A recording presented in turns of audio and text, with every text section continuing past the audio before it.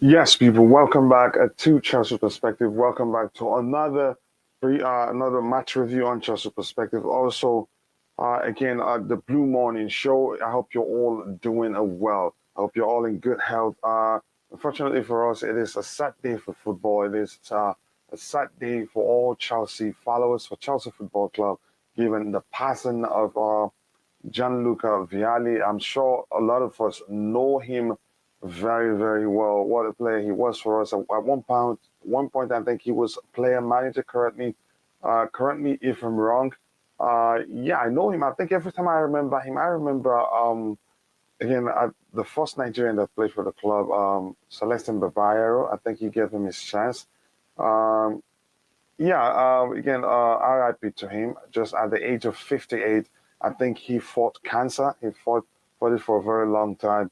I think, yeah, we look back, we say, yes, he did fight it strongly.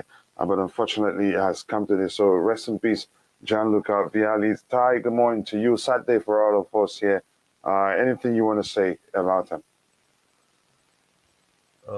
I had said that obviously I didn't get to see him play. I didn't get to see him be the player manager that he was. Mm, But oh God, I yeah. can. It's sad because although I never knew him personally, the characteristics that he had, the description of him, it makes it a very sad thing. And Hmm. considering the fact that it's a disease that has taken so much people, not Hmm. only football legends and whatever. It's very unfortunate, and it's not once but twice he suffered with this.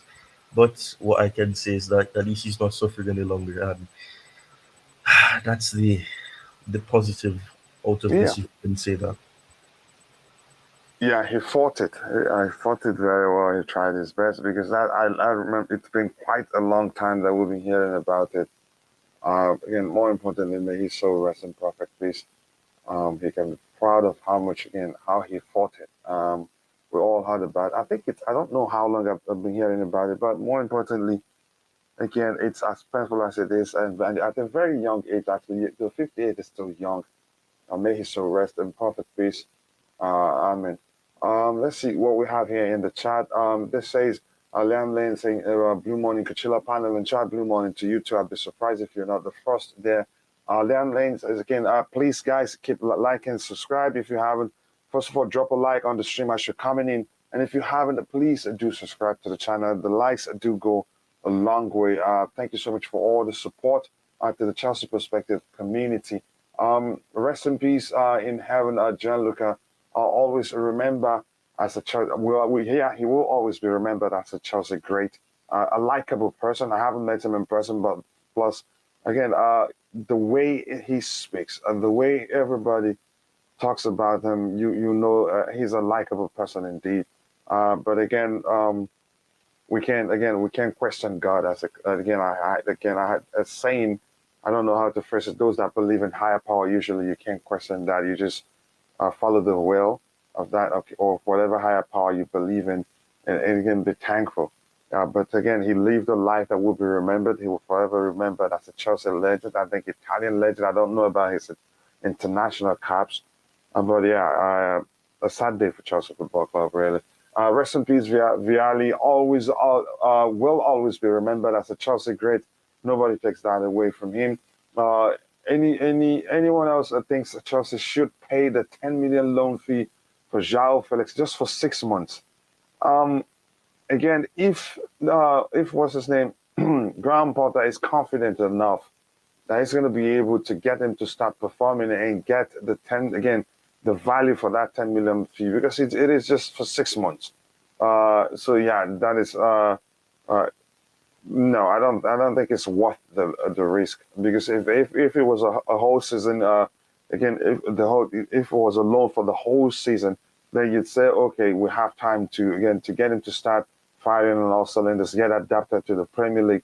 But for 6 months, that's pressure to get him performing immediately because once a month is off, the second bam. Before you know, it's 6 months, and maybe again there's a chance. that will start arguing why did we pay that much money to get him on loan, only on loan in the first place. It's a huge risk, if we're being honest here. Bobby says, again, rest in peace, Luca Vialli. Yes, again, may his soul rest in perfect peace. My brother here, Blue Clouds on Media, Nizayan says, RIP for a legend has passed. Yep, he has. Again, he's gone. Greetings to my neighbors and the other in the house. Coachella, I'm doing well, brother. I hope you're doing well. Thanks so much for finding the time to join the show. Whenever you can, just share the link to your channel, and when I see it, we'll talk more about it. Yeah, Bobby, welcome to the panel. What a day it is for us, a bad day for football, again, for the football world in general, then specifically for Chelsea Football Club. Then if you're specifying it further to his family, our condolences here from the Chelsea community to his immediate family. So, Bobby, you're, again, yeah, it's a sad day. Can you tell us more, again, a little you can, with just about 2 minutes or three, about Gianluca Vialli? Good morning to you. I hope you're doing well. Yeah, morning, guys. Morning, guys. Yeah, this is really sad. This has really saddened me. Luca, he had a very full career with Juventus before he came to Chelsea, but then Mm-hmm. he came to Chelsea and sort of had a second wind and was very successful both as a player and a player manager. Um, as many people look at Luca Vialli, the player, but Luca Vialli, the person, was a very decent guy and a staunch Chelsea fan. What a lot of people didn't know, he held a season ticket for years. I think probably to this day, after he had retired from football and lived not too far away from Stamford Bridge and had been an ardent supporter of the club. It's very sad indeed. He wasn't aged. It wasn't like the sort of Pele situation where he was aged, and it's always sad for anyone to sort of pass away like that. But Luca was quite young, and it's very sad. It's really really sad. I had seen him on several occasions. What saddens me is that I didn't have the opportunity to speak with him as I've had Mm-hmm. with many of these players. I have had some opportunities to chat with people like Ruud Gullit, Mark Hughes, but Luca was one that I hadn't spoken to, but I had seen on several occasions, and he was always good. He would come in when he saw any members of the Chelsea staff or the security. He wouldn't hold back in exchanging greetings, and just a very regular, nice guy. And football has lost another another great, to be honest, another great, certainly a Chelsea great, and a great footballer all round. For the Italian national team, Juventus as well. It's a sad day, it really is. Puts Yeah, it is. everything in perspective. Puts Yeah. everything in perspective. Yeah, it is, and like you said, I think you could argue that he enjoyed himself more at Chelsea Football Club. But that's, by the way, again, if you're watching, messing got there, your message was deleted by the machine, by the policing machine, because you use all caps. So avoid doing that. Avoid also using more than one emoji so it doesn't delete your message. Yeah, again, a very sad day indeed. R.I.P. To Chelsea legend Gianluca Vialli. What a player he was. And as a player coach, like Bobby explained, he wants stuff with Chelsea Football Club. Yeah, RIP to the legend. A bigger coach. Big up to you, to Mason Godday. And again, true City fan. Y'all played well yesterday. That's just the truth, my friend. And again, I can't wait until we do our collaboration. I'll reach out. I think we have something. I have an idea for the other channel, the Soccer Perspective YouTube channel. I think we have a collab I want us to do there. But that's, by the way, we'll move on here. We have, again, RIP legend, RIP Gianluca. What a player he was. João Felix at 10 million for 6 months is not a good deal because we don't need an immediate fix. Potter has a long-term project, so let's wait for summer. an immediate fix is actually important if we want to make it into top four. Because if we don't make it into top four, we're in serious trouble, really. If we're being honest. R.I.P. legend, R.I.P. legend, and may the soul again of this beautiful soul of again a fine man, fine player, a good individual who can, even though you haven't met him inside out. So may he so rest in peace. So thank you guys for all again um, uh, uh, the messages for the again Chelsea legend. What a legend! Rest in peace. Yep. Again, R.I.P. legend. Porter and Bali out now. Again, it's easy to say Porter and Bali out. Porter is the new club owner, and he's not going anywhere. It would take something extraordinary to push him out. R.I.P. I think he Gianluca. just had a Steve Harvey moment, coach. Yeah, go ahead. I think he just had a Steve Harvey moment. He said Potter's the new owner. Oh no, but he mentioned two of their names, but I meant Bali. But thank you, Steve Harvey moment indeed. Yeah, R.I.P. Gianluca. Again, it was a pleasure watching you play. Yeah, again, like I said, every time I see him or hear him speak on TV, I remember Celestin Babayaro. I think he was the guy that gave him his debut. I don't remember. Bobby, correct me if I'm wrong, but I'm quite sure Babayaro played under him. So that's, by the way, let's look at this game. We'll have enough time to talk about. Babayaro played with him and Then played under under him. Okay. Thanks for correcting me. I can't remember. I think Babayaro was probably a purchase by either Ruud Gullit or Glenn Hoddle. Mm. He came in as a very young player, yeah, but he was very much part of that sort of great Chelsea After the under 17 revival. in Japan, I think. Pardon? After the under 17 tournament in Japan was when Chelsea signed Babayaro. Yeah, I mean he came in around the time of the recognition of a lot of these sort of African underage players. He was amongst the first to Mm-hmm. be sort of lauded, himself and Kanu, um, um, for Arsenal. They were sort of Nigerian under age players that did well in a lot of these underage competitions. And in fact, a lot of the stars that developed in and around that time, a lot of the African stars came from Mm-hmm. those, particularly from Nigeria and Ghana, came from those competitions. And Babayaro was one of them.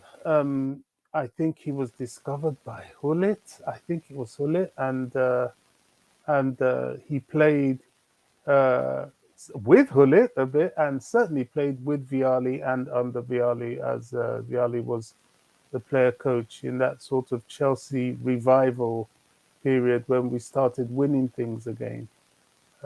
So yeah, I'm sure a lot of these players will have something to say about today, Yeah. particularly the likes of Gullit, people like himself, Mark Hughes, Steve Clark, all those teammates of his. He was a Chelsea man. He really was a Chelsea man, despite the fact that his full career wasn't with Chelsea. But as soon as he joined Chelsea, that thing about when the blue bug bites, it Mm-hmm. never leaves you. Um, I seriously suspect that, I know this is a divergence, but I think one day we'll find out, especially when he's stopped managing, we'll find out that Jose Mourinho, in his heart of hearts, remains a Chelsea man. Oh no, But, I he's got think a job to do. he is, yeah. But again, that blue bite thing, I think you have to teach me that theory. I think it's simple to understand though, but I have to pay attention to. I think Jose is. If you hear him talk Yeah. about Chelsea, you still know he has a lot of respect and would want to come back. And I think under the new ownership, there's again the chances of Mourinho being the next manager it's huge actually. But I'm not going to Well, go into that argument as to yeah. why I think that's the case. Yeah, I don't want to push that either. It's not Hmm. really that, but that he came out with this saying "once blue, forever blue," and that's very true. But yeah, there are a few other streams. They're doing things and they're not even acknowledging Vialli, and that breaks my heart. That makes me sad. It's even if you are not of a generation that knows him or watched him play or whatever, there Mm, are players that are such, if you are a Chelsea fan, there are players that are so ingrained in the history of the club that you have to, when they go like this, you got to say something. And it's sad to yeah. me as another platform, I just dropped a message and left because they didn't even say anything. I mean, what is that? So, I personally want to thank you for bringing this up because this is a No big deal worries. for us. A big Yeah. deal. It is. It is indeed. The picture is there. We'll show it every now and then. Yeah, RIP to the legend. We are going down by day. Losing is one of like losing one. This, but we are not focused on Mitchell right back. But yeah, I'm not going to continue to sign Modric. What it says, Tapa. It's a bit difficult on reading and understanding what you just wrote. But yeah, thank you for that contribution there. Wally Walder said, "You're right, Bobby. He was signed and recognized by Gillett." Oh, okay, the Bayero. I'm guessing he's talking about the Bayero. And also played together. Yeah, thank you for that. Again, we learn every day. So let's go into a few things we have here. We start also again a lot of a tribute by the Chelsea community, those that understand the importance of doing that. Rest in peace, Gianluca Vialli. Rest in peace, legend. This is a very, very good picture of him. I think he glowed up really as he aged. He looked more handsome.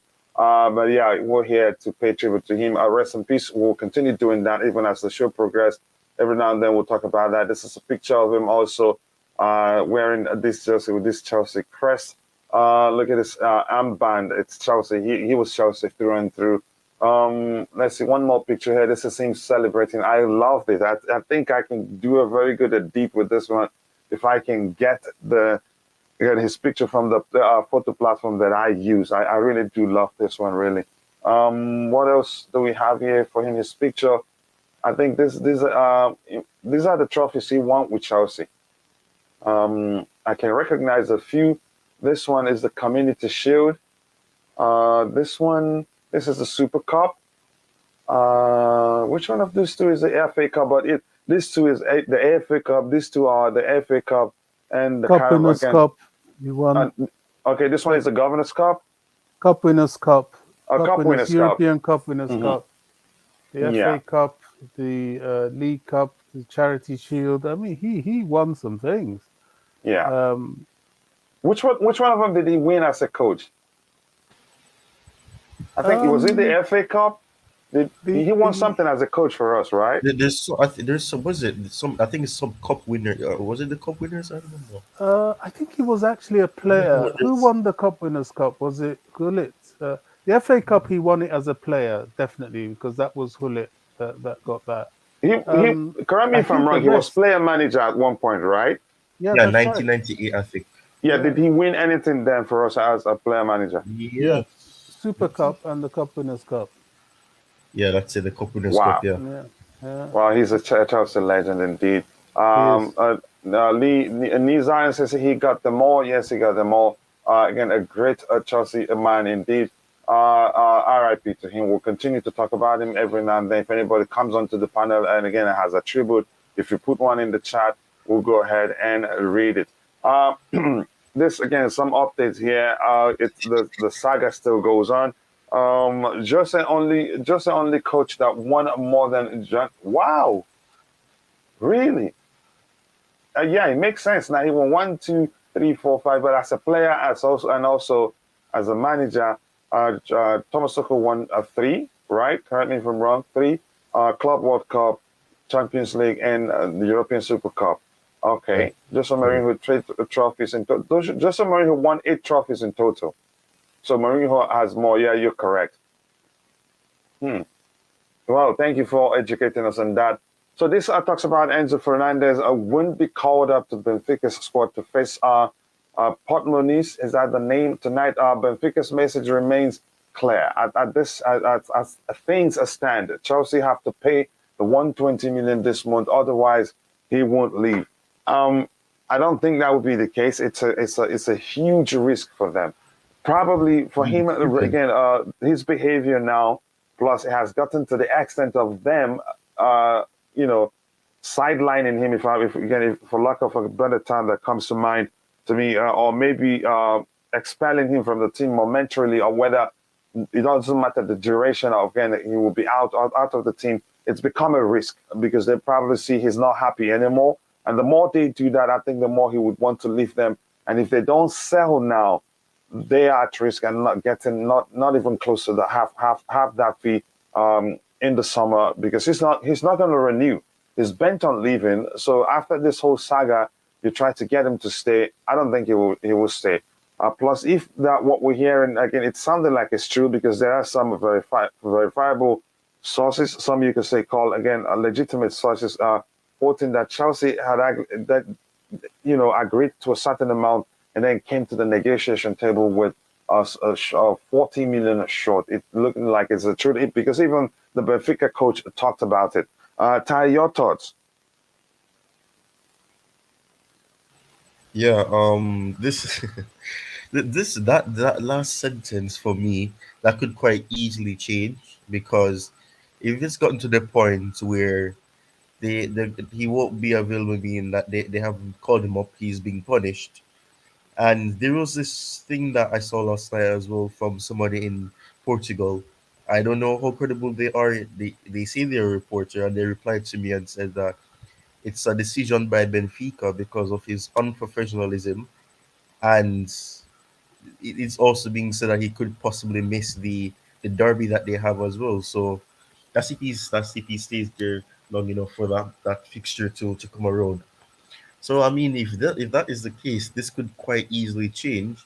And the only thing that is perhaps going to influence this or bring this into to Chelsea's score is possibly if he makes that decision to put in a request, which Mm, I don't really think he's gonna do. But if he puts in a request, then surely they're going to have to consider talks again, and the price range that they're asking for could go down a bit as well. So this is a dangerous game to play. But for me, I found it very foolish because if either way they're gonna get a profit.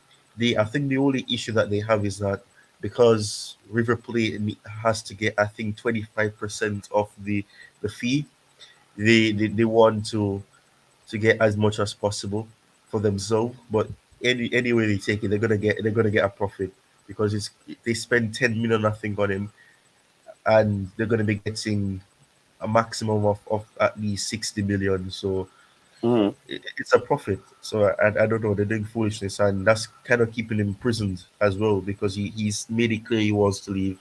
So let him have the move. It's simple. There's no reason for you to keep a player that has interest of at another club. It makes no sense.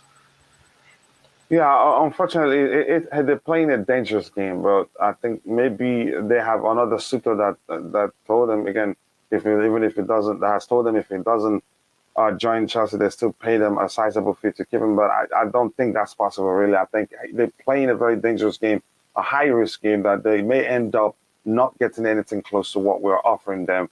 And I think that's probably why what we got home and thought about it and said, wait a minute, what we're doing, we're the only person, the only club willing to pay such amount of money. We can take it down a notch. Then if any other party comes in again and show interest, that's maybe then we'll push it up again.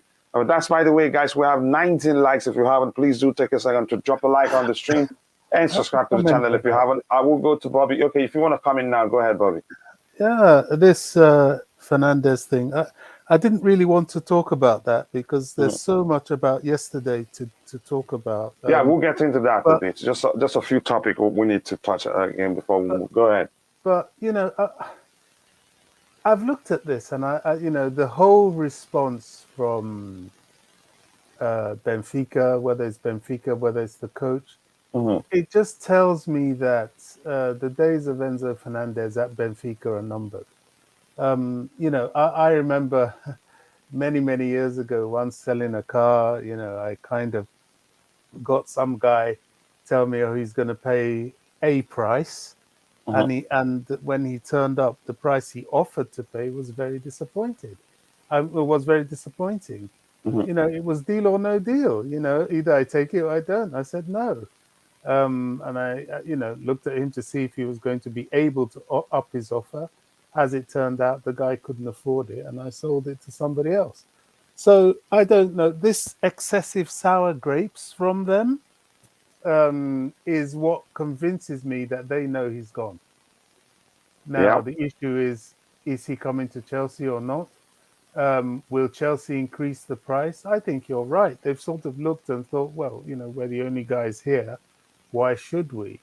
And created a bit of a stir in the player, which is what's annoying the club.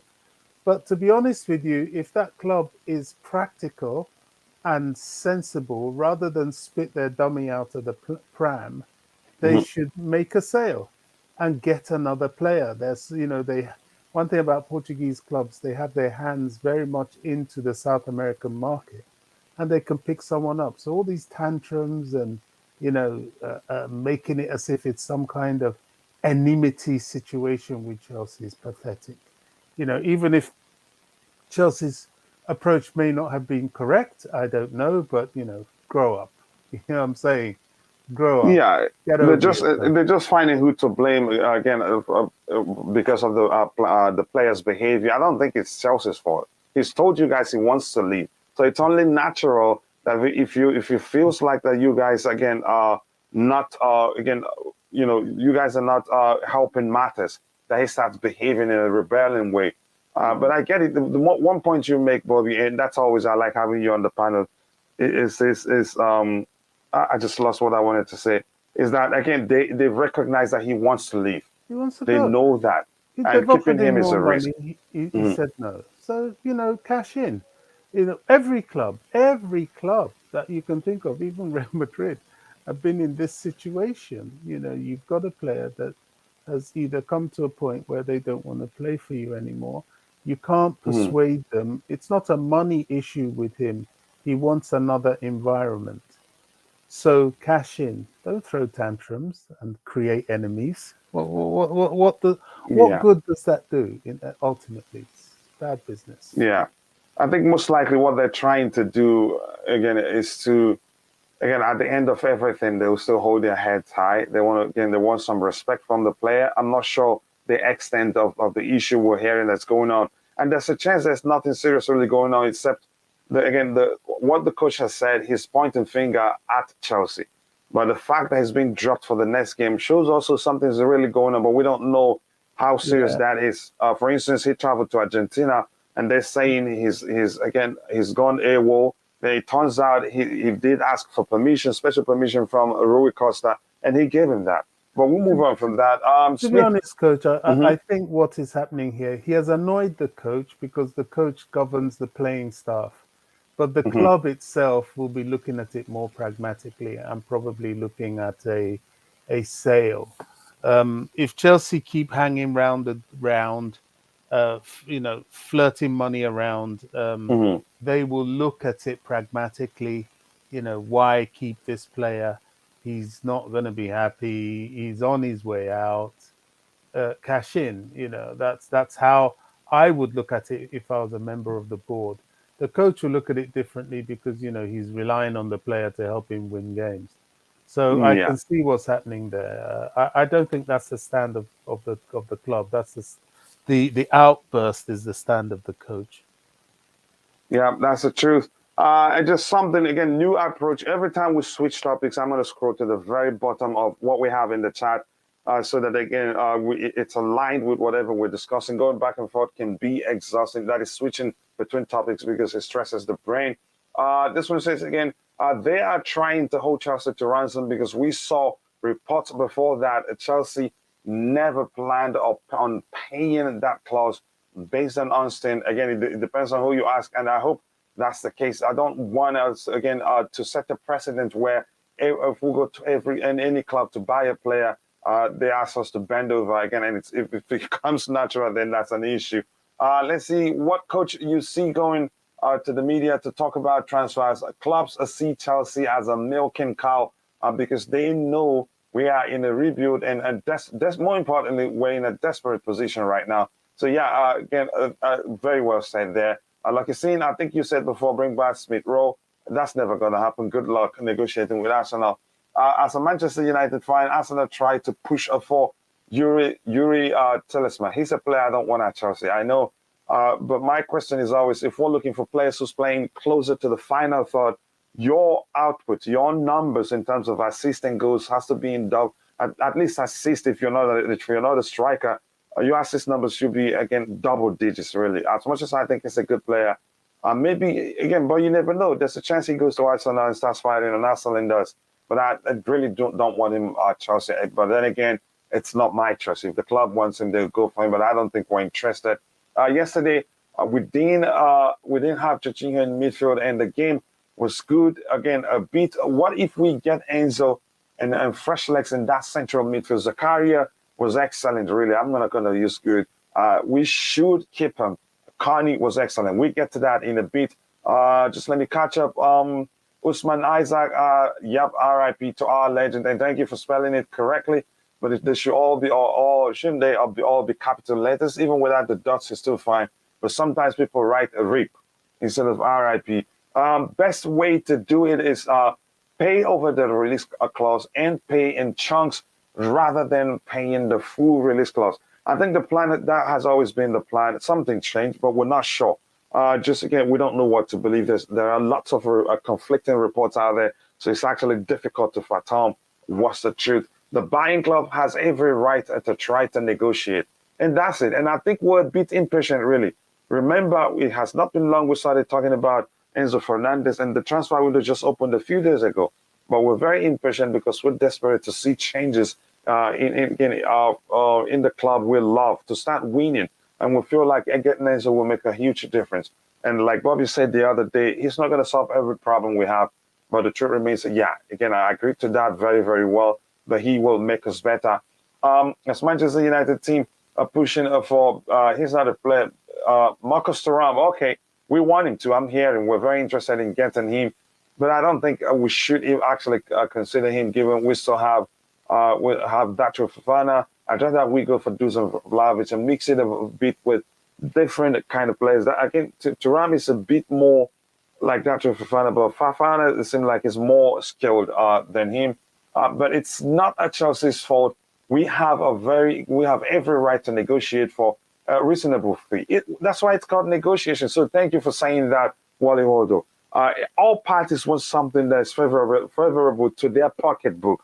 Benfica wants to make more gain. Chelsea wants a player, again, after paying that much money, it won't be it won't be an added pressure to the player to perform. It will also we'll get the value for our money at the end of the day. So it makes sense. I love that. Or João Felix. Okay, if you guys want João Felix, go ahead. I'm sure I've heard that you guys are reluctant to pay that money. We are favorites. Okay, take him. And thank you so much for always joining the show. I respect you, how polite you are when you speak, and I hope to see you whenever we are on Soccer Perspective. Good day, Coach. Again, we lost to Man City yesterday, but I'm happy seeing our young ones playing like that. Again, it was a loss, although we have some concerns still. For me, mainly my concerns were, mainly towards the manager, the players. There's nothing more we could do in terms of what we have available to us. But we'll get to that in a bit. White chest Enzo, when you have Zach Boy. Zakaria, no, they're two different profile players. I think Zakaria would do more defensively than Enzo. But Zakaria also has shown he actually can play, again, in an advanced role, really. But the question is, again, how many chances will he create by the end of the season if we do that with him? Usman Isaac says, let's move on with our young players like Lampard did. In Lampard's case, again, it was necessity. You saw what happened when he was able to sign players. We started seeing less and less of Tammy Abraham and Fikayo Tomori. But that's why the way we're moving from that. Here's the thing. Again, about the young players, from another perspective is this. If we're really not, again, if making it the top four isn't a problem this season, if we're writing up this season, then we may as well give them a chance. Give them a chance, play them, again, give them enough game time to push them, light the gas in their behind to say, okay, you're expected to perform now. But that doesn't mean they should be starting every game. Like you see what Jose Mourinho did in his second stint when he returned. He looked at the team and said, "This season we're not winning anything. Little horses, but the little horses next season, yeah, they will be on fire." And it happened like that. So let's again sacrifice the season, but give them game time, give them enough game time to start maturing immediately. The next season, they will be on fire. Watch Arsenal again. At the time, they were poor, but look how they've grown together. The spirit is there. Togetherness is there. The bond is there. Everything. So yeah, don't again always rely on the older players if they're not performing really. Mix it up, and the younger players showed they actually can do better than the older players. Let's see again. Hi, coach. Have some news. Go ahead, drop it there. I want to see the news from you. And this is my friend who's a Barcelona fan, but very polite and always comes to soccer perspective whenever we're there. Joins us. Again, I respect this friend so much. Yeah, I want to hear the news, please. Again, big up, coach. Again, panel and chat in live, no limits. Big up to you too. I hope you're doing well. Yes, RIP, the legend, Vialli. Thank you very much. I appreciate you saying that. Big up, saying hello to Liam Lane here. Again, if you're watching, we have just 27 likes.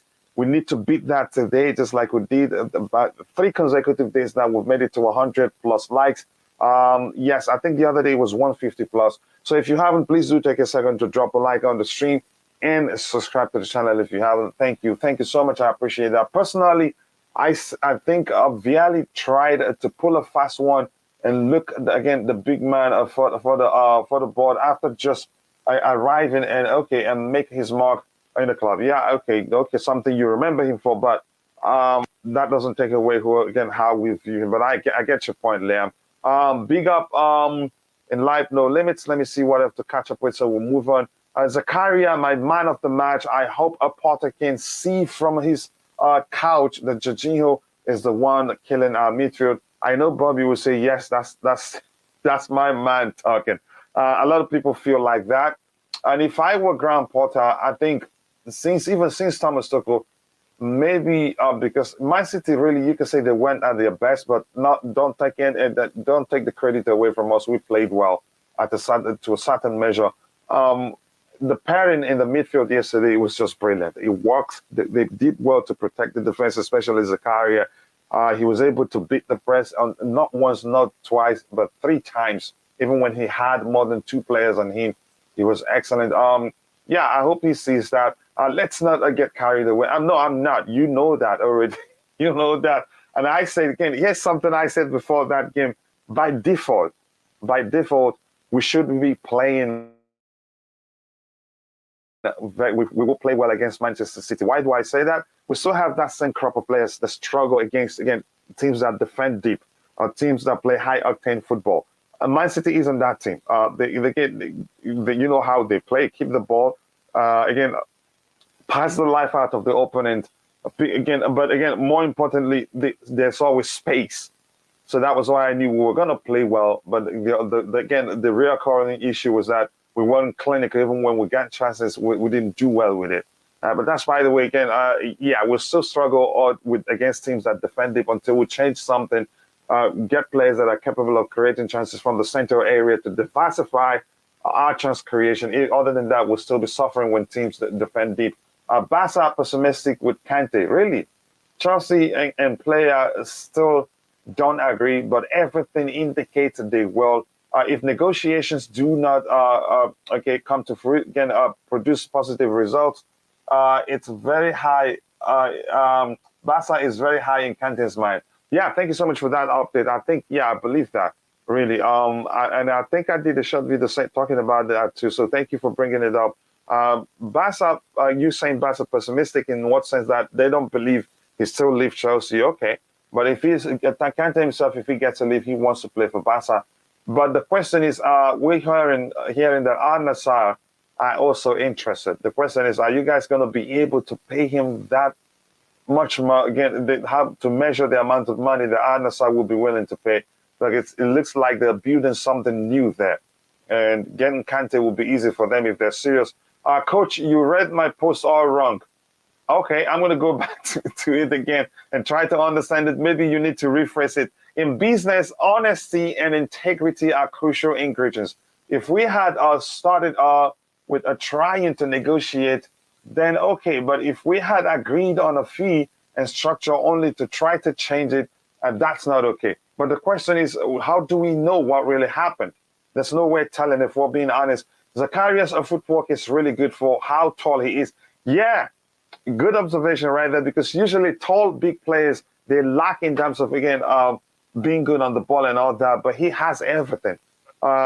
He's a good player, really. I was at the game last night. Oh, sorry to hear that. This team is not even trying tough. For Zakaria was good. Beat the press again. Change a direction when needed, and he's a good passer of the ball. Actually, he could have done better in his passing decisions. Again, he's coming back into his own gradually. He's regaining his form gradually. Our Manchester United team is top 4 level. Your team, no way. Okay, don't make it a banter, please. No Jorginho, no jokes in midfield. Kovacic and Zakaria are running the show, making tackles, dribbles, dribbling, winning the ball, and doing interceptions. So let me go back to Liam Lane's message here. Sorry that I read it wrong. Personally, I think Vialli, again, Vivel. Oh, you see why, again, it's important to always, it's important to always, again, keep it aligned. So, but it was my fault. We're going from Vialli to Vivel. Okay, so apologies for that. And my brain thinks, again, it can, yeah, in advance, tell me this is what I'm looking at. Personally, I think Vivel tried to pull a fast one and lick the big man for the board after just arriving in and make his mark at the club. I don't know. Why would you think that's the case, really? I get it. That's a chance it is. Or maybe that's a chance you're saying we're paying too much. We can actually get, again, all the talents that are equally as good or even better with that amount. And again, apologies for misinterpreting what you wrote there, or for not paying attention to what I was reading. Please forgive me. News. Sorry? There is some supposed breaking news.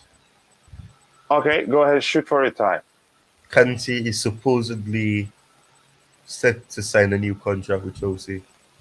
I hope that happens, really, because he makes a huge difference. It's just that he's not going to return early so that we can again, you could say, again, have a chance of making it into top 4. I hope it happens, really. He's a player I love so much. Yep, I've read that one. True, coach, again, these brown envelopes, according to Johnny Mineras, are all over the place. We don't know who to believe in. I was the other day, Nizayon, my friend and brother, he attacked, I think he attacked Fabrizio Romano. He said, Fabrizio Romano, or whatever you call yourself, don't just dump news on people. Why did you see that from Nizayon? That was hilarious indeed. And again, apologies to Liam Lane for misread again, or not paying attention to what I was reading there. That's why I tried to, but it's not your fault. I think it was me that was going back and forth, which can lead to mixing up information. And after all, again, his name starts with a V too. I'm not sure what you typed there. 2 emojis, so I'm not sure. I can't see it. It shows as those. He knows, again, if it comes, it will be with a salary reduction. Oh, so again, that brings to mind the fact, so he'd better renew, and that is it. Renew or maybe go to Al Nassr if the rumors are true that they want him, because they'll pay him more. And again, a lot of the payment they will give him will come in bulk, because he'd say, okay, you want me to come? This is how much I want from you. They pay a lot, just like the US pay to big name players when they're retiring. Coach, again, got the early morning brain. If that coffee.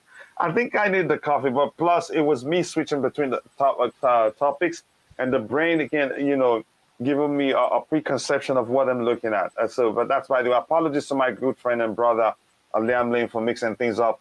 Smith David, again, we have very good players at Chelsea right now, but they really need to be motivated. Zakaria was a beast yesterday. Ziyech needs to start every game, and Aubameyang needs a supply. I think you could argue Aubameyang's biggest problem wasn't that he couldn't run. I know it's easy to just pay attention to how many times he gave away the ball, but he's a striker and needs supply to do well. And at this age, I think he wouldn't be doing a lot of running, but which means, again, given the way we play, it just seems as if it's not going to work. Not because he's a bad player, because the approach don't really work. Chelsea perspective, Tayo A, when are you going to admit that Kepa is trash? He cost us that game. Really, you want to bring that argument? Even if Kepa isn't the best goalkeeper in the world, I'd rather him being the one guarding the sticks than Eduardo Mendy at this point. It's as simple as that. But I get it. Tayo, thank you so much for joining the show. Arsenal, Manchester City, Newcastle, Manchester United is top threat this season. Maybe that's what will happen. Let's see what happens there. Over 100 people in here. Let's get the likes up, people. Let's do it. Let's do it. 32 likes. We can actually do better than that. Please keep the likes up, people. Fede says again, Kepa cost us that game, but I'm glad Man City is coming from second to first to win the league. Okay, that's how you you console yourself. The damning thing for me is the youngster Hutchinson started playing safe and back passes exactly like the old ones. We don't even we don't even trying to take the fight to them. Ziyech has to go. Again, some people think he did well. I think he fizzled out. He started well, but fizzled out. Give away the ball in a couple of occasions. We'll talk about his stats in a bit. Alba again is trash. Can we recall Cho again?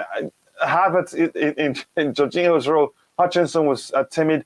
Havertz didn't really play in Jorginho's role. What happened is that we were defending, and then in transition he happened to be the one on occasions because he started playing, I think, as a 10 when Aubameyang came in. So giving him operating deep when we're in transition again, moving towards the opposition area, he usually starts it for us. Again, he seemed to have good vision, good control, and not fearing pressure, and did quite well.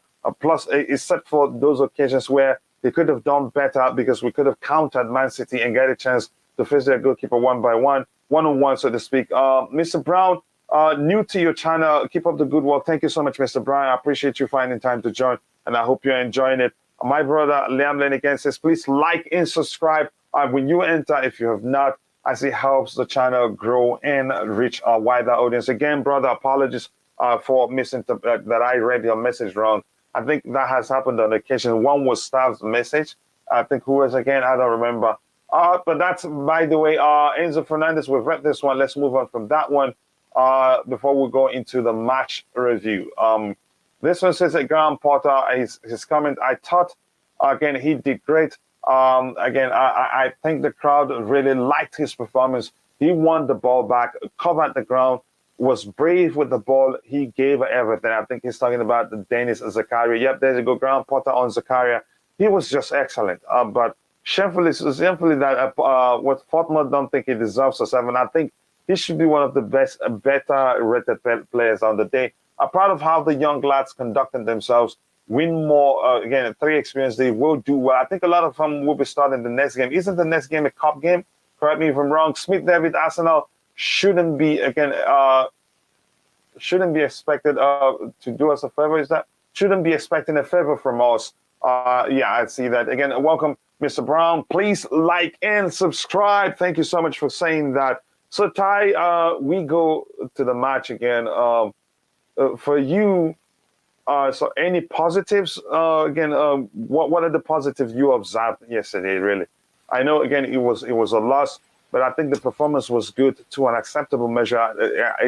Especially the first half, the possession was nearly, I think, 52 to 48, which isn't bad. I don't remember the difference, but he ended. Where's the possession really? Yeah, 48 to 52. So it ended like that. So they didn't outplay us in terms of keeping the ball. I think we pressured them very well. They struggled again, and they struggled a bit really until Pep Guardiola made some changes. But Ty, your thoughts on the performance yesterday? Well, you answered the question, but I'll see if I can still find another positive. I usually intentionally do that sometimes to push you to think and elaborate on it. Not just you, every other panelist. But go ahead, bro. All right. So, well, the young players that came on, they were positive. We saw some fights and hunger. We had an opportunity to score in the closing end, but obviously, you all know that chance didn't come to anything. Obviously, we can remember that shot that Chukwuemeka took before the first half ended that hit the post and went back out. Mm. So yeah, but I mean Zakaria, who we have up right there is he was very good. I think his passing was just a bit off. I mean, he had great confidence. You could see that he was dribbling, he was keeping the ball, he was retaining the ball. Hmm. There's a lot of positives from that, and I guess we can say that the result, although we lost, it is better than what I think 90% of the fan base thought.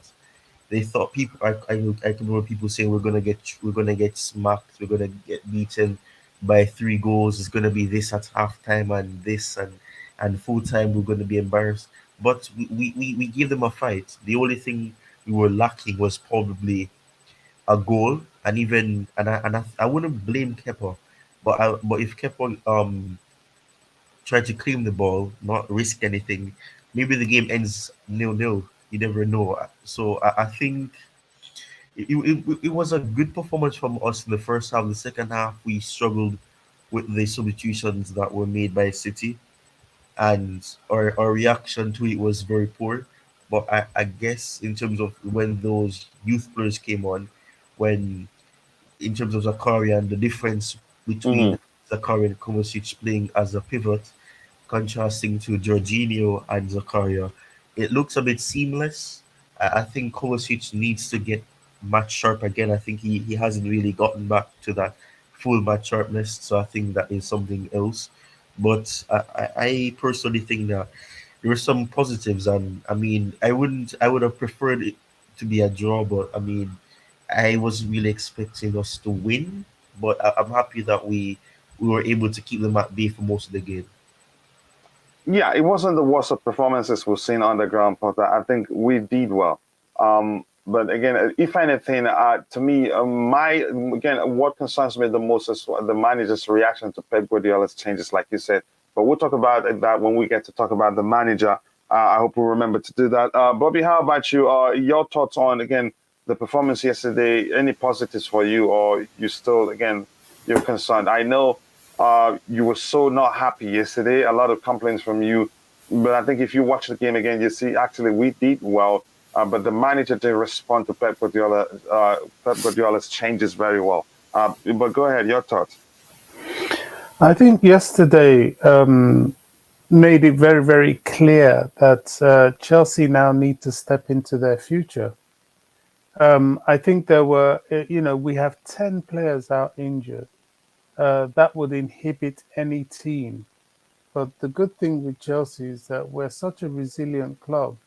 We were banned from a transfer market. We went to use our academy players, and we've got 10 key players out injured. But what it's done is that it's exposed to us those players that should be starting and those that shouldn't. I see no reason why going forward, Raheem Sterling should start ahead of Hakim Ziyech. It's a nonsense. I think Kovacic should be offered a new contract. I think he is when he's fit, very very important for us in midfield, carrying the ball forward, and Hmm. probably part of the reason why when we had him and people like Kante fit, that the midfield used to dominate despite the deficiencies of Jorginho. I think this was Zakaria's revelation game. Every so often a player has what I call a revelation game. Hmm. Ivanovic had it when he scored 2 goals at Anfield and he never looked back in the Oof, Chelsea Bobby just right sent back me back. position. Go ahead. Exactly. And I think this is Zakaria's. He's not the only midfielder we should have, but he should be part of the future midfield. Where does that leave the likes of Ruben Loftus-Cheek? Well, we need to. I still rate Ruben, but his injuries now are becoming a bit of an issue. And I'm not one of those to say a player should go, but if he's in the mix, then definitely Zakaria has to be in the mix, who Hmm. we have to manage, well as well, because he could pick up I think he's a guy that picks up injuries also. So, it showed us a lot, in my view. It also showed us the fact that, look, Chelsea have to stop picking teams based on reputation. We need to look at our players. I'm a big exponent of physicality because I don't like seeing us getting pushed around. You know, Manchester City are big, strong, determined players as well as technically gifted players. And, you know, they don't go down. You know, if anybody was going down, it was Chelsea. And Hmm. I don't like to see that until those players that are vulnerable that way were taken off the pitch. And then we had Carney Chukwuemeka, we had Zakaria, we had people that could hold their own. And that's what I'm looking for with Chelsea. Aubameyang also was exposed. He's not the answer at all. The likes of Lewis Hall and that they need more experience. And I'm very happy that Chelsea have gone in and brought people like Badia Shao, Fofana, um, uh, uh, uh, Santos, Hmm. because I think it is these what I'll call low profile players, but functional players that will end up being the making of the team. Um, so going forward, I mean, it's exposed also the fact that our goal scoring remains a big problem. Being able to feed the attackers and being able to have that attacker that can score is something we need to work on. Also, the goalkeeping situation. Yeah, Kepa did well, but he definitely isn't the answer. He was at fault for the goal. He didn't go for that cross ball. He didn't have the confidence to. You know, people talked about, you know, maybe he would have knocked it out. There was no reason for him to knock it out other than the fact that he wouldn't have been tall enough to be able to gather it. So the same physiological issue that has plagued him in his recent Chelsea careers is still showing up every now and then, no matter how much he does to compensate for it with his agility. So we do need a goalkeeping solution. Slonina, I don't know what's happening with his training and progress, but Hmm. you know, Potter, I think, has a lot to still work with. He has something to do there, and he has players he can use. He just simply has to use them. You know, the confidence that Chukwumeka started to show as the game went on was remarkable. You know, that just showed me that look, you need to start to use these guys. You know, Omari Hutchinson came on, and he's full of confidence anyway. But you know, for a player like him, you do need the physicality around him for him to Hmm. function. But I would rather invest in that than invest in midfielders that are carrying George and protecting Jorginho, which holds us back. You know, if you look at this game, there was no midfielder that was burdened with protecting the other one. They all had the opportunity to stamp their authority in the game, to focus on protecting the defense and focus where possible on supporting the attack. And that's how it should be. So it was positive. You know, I don't take losing a game, you know, easily. I don't like Hmm. it. But this was one defeat that we've had that, despite the situation it's left us in the league, and despite the fact that it was a defeat, um, I slept well at night. You know, I was encouraged. I was like, look, we've got something we can work with here. And probably these injuries that we're crying about are not such a bad thing after all, because it's going to give these other players the opportunity to show what they can do and help us start to bed in the new players that we've got. Yep, yep. Thank you so much, Bobby. I will come back so we can start looking at the players individually. Crazy E, it's been a minute, bro. I hope you're doing well. Big up, coach, and everyone on the panel of the Chelsea. Yes, no matter what, Chelsea is the entity we support. When should we play Gallagher? Where should we play Gallagher? He has a lot of energy, but very poor technically in ball IQ. Zakaria needs to learn how to shoot. Carney should start every game moving forward. We missed a mount, really. Somebody else will tell you we played well because Mount didn't play really. Lucky seeing the only better thing is your young players. The rest of them, yeah, you could argue that. as a Rival fan, I know you're a Rival fan. Good morning, Kuchila. Good morning to everyone on the show. Good morning to you too, Chama Joseph.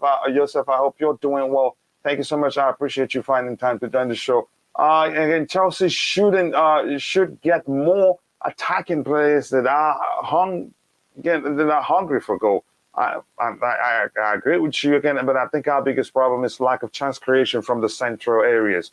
That's why, again, all our chances come from the flanks, and that's why when oppositions cut off our chance creation from the flanks, we suffer. And when they defend deep, we can't create from the central areas. Fabio's performance was not good, coach. Bernardo Silva and Gundogan were in the middle against a physical Zakaria that helps Zakaria perform. That helps Zakaria's performance. We didn't play well, but truly Zakaria did well overall. I get where you're going. The truth is, I think you could say even some Chelsea fans didn't expect us to play as well we did, or as good as we did, or to the extent we did well. Nobody expected that to happen. So, I think most of us are also very happy to see the youngsters get a chance. We're not praying for any player to get injured, but again, you could say argue what happened was a blessing in disguise. So most of us were happy to see the youngsters, and that's why the loss doesn't really feel like a loss for most of us here. Blessed weekend to you all. Same to you, Chama. Thank you so much for saying that. But I get your argument, really. And here's the link at the Thai Talks YouTube channel. If you haven't, please go check it out. Be sure to subscribe and let him know I sent you. I'd really appreciate it. And believe me, you will thank me later if you do. According to Thai, N'Golo Kante is set to sign a new Chelsea contract, just like Lawler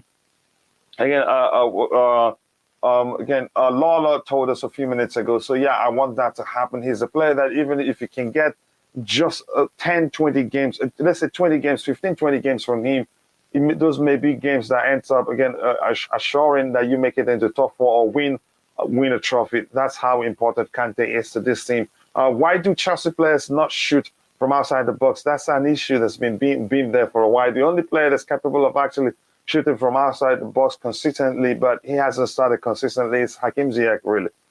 That's a serious issue. Maybe that's something else we should be looking at, getting players who can shoot from outside the box. Enzo can do that if we end up getting him. We should pay attention to that, really. Hutchinson is not good enough. Okay, already, again, he was muscled off the ball or forced back every time. Cho is a better option. I've heard that. Fantastic. Oh, wow. Really? You want to go to heaven, I'm sure. Yeah, you don't celebrate such. Kovacic did, and he went flying. Yeah, again, I remember that to myself. In life limits, I really want to see how this team performs when dealing with a team set up with a low block. That's where the problem lies. We've seen that on occasions, really. Even if they don't defend that deep, as long as they have 11 players behind the ball, usually we'll struggle. Again, that was why I said by default we're going to play well, or at least it will look like as if we played well against Manchester City. How would they break the team down? How would they deal with pressure heaped on them? That's why we need to play again, breaking the team down. We need a player like Mudryk. Even Omari Hutchinson is capable of doing that, but that's his first game. He was probably a bit nervous. That was his debut, but still did relatively okay. We need players who are capable of pulling a rabbit out of the hat, and we don't have that in the team right now, except the youngsters, but we need to see them more to see whether they're capable of doing that for us. Vasco Tembo, Aubameyang should go and recall Romelu Lukaku and Hudson-Odoi. Just now, don't waste the time. Please, Potter, really. It sounds easy. I don't think Lukaku comes back to Chelsea again. With that, again, I'm going to scroll to the very bottom because we'll start changing topics so that whatever we're reading will be aligned with the current topic. I am not going to blame Kepa entirely for the goal. Aspi played better yesterday, but he could have closed down Grealish a bit better. Kuku could have been more aware of Mahrez's position. He had a good game yesterday too, but more importantly, no matter how you see it, we have to blame Kepa Arrizabalaga. But the good thing is that it's not constant. He makes a mistake every now and then. That is common with goalkeepers. Neuer does, the Liverpool goalkeeper does, Man City goalkeeper does. They do make mistake every now and then. But again, that shouldn't have happened. They should learn from it. Goalkeepers always cover their ranges. You don't expect the ball to go. Even when you expect the ball to go, sometimes you just touch it. You never know. And had they touched it a bit, that would have been enough, again, to direct the ball away or to make it very difficult for Mahrez to reach. But that's by the way. Yeah, again, Enzo Fernandez is not playing for Benfica tonight. Fab now, again, Fab now, he can do some drama like Anthony. Yeah, there's a chance. You can't keep an unhappy player. And after a week, they paid attention to us. Had they said, okay, we're not selling in the first place, then you wouldn't blame Enzo that much for his behavior or for rebelling. But they started talking with us, and he told them he wants to leave, and they want to sell. That's the thing. The difference is that are we willing to pay how much they're asking? So you don't blame the player to, again, behaving in a manner that, okay, you have to sell because I want to leave. That's by the way. We move on from that one. This year, if we were to choose between Ruben and ZAKARIA, I would definitely go for ZAKARIA because he has that hunger and determination to win and press, and Ruben lacks. Again, he's just lazy about when he is playing. Yeah, I think calling him lazy is just it shows you don't really know him that well. But is he a deep line midfielder? He's not.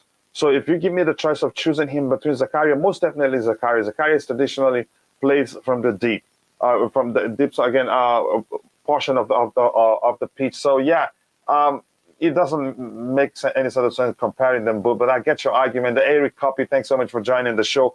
We have 41 likes, guys. We should have at least, again, 60 likes right now. If you haven't, please do take a second to drop a like on the stream and subscribe to the channel if you haven't. Big up, yep, and RRP, Luca Vialli, a Chelsea legend. What a player he was. And again, what a man he was as an individual. Very likable. Aliamin, just a few people thought ZAKARIA didn't play well last night. I think he played well. He has actually, again, the better player on the pitch for us. I wonder what game they were watching because he was outstanding. And the majority of the fans have said it. Plus Potter singled him out for praise. He was outstanding. We saw some, again, angle to his game that we haven't seen before. His ability to beat the press, dribble his way out of tight spaces. Again, he will make an excellent DM for us, really. Why are people saying Hutchinson wasn't good? It was his debut against City. To be honest, I would have been nervous as well, but he did well. He did well. And again, I think he approached the game the way he should, keeping it simple. As you grow into the game, then you see more and more of him. You see him exerting himself even more. So I'm not really concerned. I think he did very well. We need players like Olive Eze from Crystal Palace, get Mokoko for cheap. Again, let who go. Again, it's easy to say get one player, get the other one, but it's not that simple. In most cases, you need to make way to get some. Enzo is not playing for Benfica today. Glenn, again, not in the bench. He will come to Chelsea. I've said that before. You don't punish a player that much and still keep them. Even as they've started showing they want to leave and are pushing for it, it's difficult. I know. Okay, just having a conversation there. Graham Potter is still viewed as the man to handle this period of transition and put Chelsea back on the right path. The owners are confident the club's luck will change. If I don't like how the last part of this whole thing is phrased. It's concerning, really. Put effort first, then hope that luck again is in your favor. Because if you put luck first, that means you don't know what you're doing. You're just hoping it again. You just how do I phrase it? You're just flying blind and hoping to be lucky to do something. No, you have to know what you're doing first. Then luck comes into play. But that's, by the way, I don't know if that makes any sort of sense to you. We move on from that. Again, if you're watching, if you haven't, take a second to drop a like on the stream. We're just at 45 likes, so we should be doing better than that, people. Afternoon, Coach Chris and David. Afternoon to you too. I hope you're doing well. Glenn, okay, just you're talking to Glenn there. Why again is Trevor not in the starting squad? I don't know what's going on. Some people say again it has to do with his fitness. I'm not sure. He had nearly a month, or let me just say the duration of the World Cup plus. That's a month, more than a month, to work with the manager. He was our best player before he got injured. So I'm really not sure what's going on there. Again, I am broken over Vialli. Was lucky enough to see him live every time he played at the bridge. Again, we're all, what a loss, for the football world at just the age of 58. And that's very painful. again, our condolences to his immediate family. We are his family as Chelsea fans, but specifically to his family who must be going through a lot right now. But he fought it. He fought the cancer for a long time, and he did quite well. The team did well yesterday. I would still say that, again, considering we were all expecting us to be smashed by Man City. Yeah, if you're watching again, 46 likes, keep dropping the likes. Chelsea will collapse if we get more injuries. I hope that doesn't happen. Like Bobby said the other day, if anything, it's starting to see as if it is juju. I am just happy Omari got some game time. That would do him a world of good. As you can see, if you followed the game yesterday, Chukwuemeka, after hitting the woodwork, again, he played even better. He played even better. Well, we'll talk about him in a bit. He had a good game. We need a hungry coach. Potter isn't, if that's how you see it. Ruben and Joko, Igbo brother, nice to see you here. I hope you're doing well. Thanks for joining the show. Lewis Hall is gradually looking like, again, an integral part of this team. I think he is. To me, I think he actually should have shoot the starting games. He played well when he came in. Zakaria was the best Chelsea player on the pitch. Some people think otherwise. Please, what's the update on Mason and Raheem's injury? I haven't heard anything. If anybody heard anything, please educate us. Chelsea have come out and said Aspie will be a right back for the rest of the season. Okay, let's see what happens. I'm not sure that's going to be helpful. He's aging. I don't think if he plays 3 games in a row, I don't think he will be fine. Any collaborations? Any collaboration this year? Collaboration again. What can you elaborate so that I can understand what you're saying? Really, I'm a bit lost there. Let's see. Just quickly, any other updates? Just quickly here. Okay, some good news, and I think we should look at that. Just give me 1 second. I will pull it up, so we'll look at it. 1 second. Ty, if you have anything else to say while you wait for me, please go ahead and do that. Just give me a chance quickly. Yeah. Yeah, go ahead. I'm trying to interrupt in the chat as well, and I've been seeing some contrasting opinions on a lot of the players. Yes, Omari Hutchinson was not the best, but it was his first appearance, and unexpected. yeah, I mean, he came on, he did his best. He was getting bustled off the ball, but if you look at him compared to those players, you cannot be surprised. He's not robust. He's not bulky in body. It's going to happen, and he was placed on a side where he has to handle aggressive players. I'm pretty sure Kanji was on that side or close to him on that side, so it's likely going to happen. But he with more game time and with more minutes, he can improve. So I think yes, he wasn't the greatest, but it was his first appearance. It will take time. Chukwuemeka, um, like I heard, he had a good game. I mean, and he stepped up. He has the mentality that I like. He missed the opportunity, but he fought hard. He was trying to create more opportunities, and he was successful in making a good impression. So it's about what we do going forward. But there's a lot of whispers saying that we may be forced now to use these young players. So it'll be interesting to see what happens and how they integrate it into the squad, especially Webster as well, who's also amongst the first team as well. Yeah, that makes sense. Okay, let's start by talking about again Dennis Zakaria. Just quickly, let me read this. Can we all agree we need to move him from Christian Pulisic? He's injury prone. Can you compare Hutchinson to Lewis from City, same age? I don't know Lewis very well, so I'm not going to do that comparison. But our own Lewis, Hutchinson to me again, he's a brilliant player. I think yesterday that was his debut, senior team debut for Chelsea. I don't blame him for being cautious, but you can see he was confident too, but probably a bit nervous. I think he gets to start the cup game against Man City again, which I don't think would be again applying to win. I think he would do well. Hopefully, if the club's decision isn't okay, we're going to be out of top 4. Let's try and win something, maybe the cup. But I don't see that happening. Let's see, because there's still. You could argue they still look at it and say, I think we can still make it the top 4, so let's prioritize that. Play the youth in the cup game. let's see what they do. Christian Pulisic, I don't know. It all comes down to the manager's decision. Some people wanting to move on. As for me, I'm not one of those, and that's not me being biased as an American. I think that's a good player in him, but he needs game time to show what he's capable of doing. Plus, all the games he's played for Chelsea Football Club, if you look at them, he's actually a big game player if he stays fit. And yesterday, what happened is strong enough to get him injured, really. If you go and review the situation, again, the position of John Stones' leg, I don't know how else to explain that. But if you're watching, we're at 47 likes right now. We should be doing better than that. Let's try to get it to 50 plus as soon as possible and shoot for 100. Again, I've talked about that. And Chinedu Joseph says that the coach saying something about Aubameyang being fatigued is funny. Didn't he watch him during training? I didn't know he said that. Every time after each game, it looks like people just, again, go to, again, leave everything they're doing to listen to Graham Potter's press conference, knowing that he says something that they take and run with.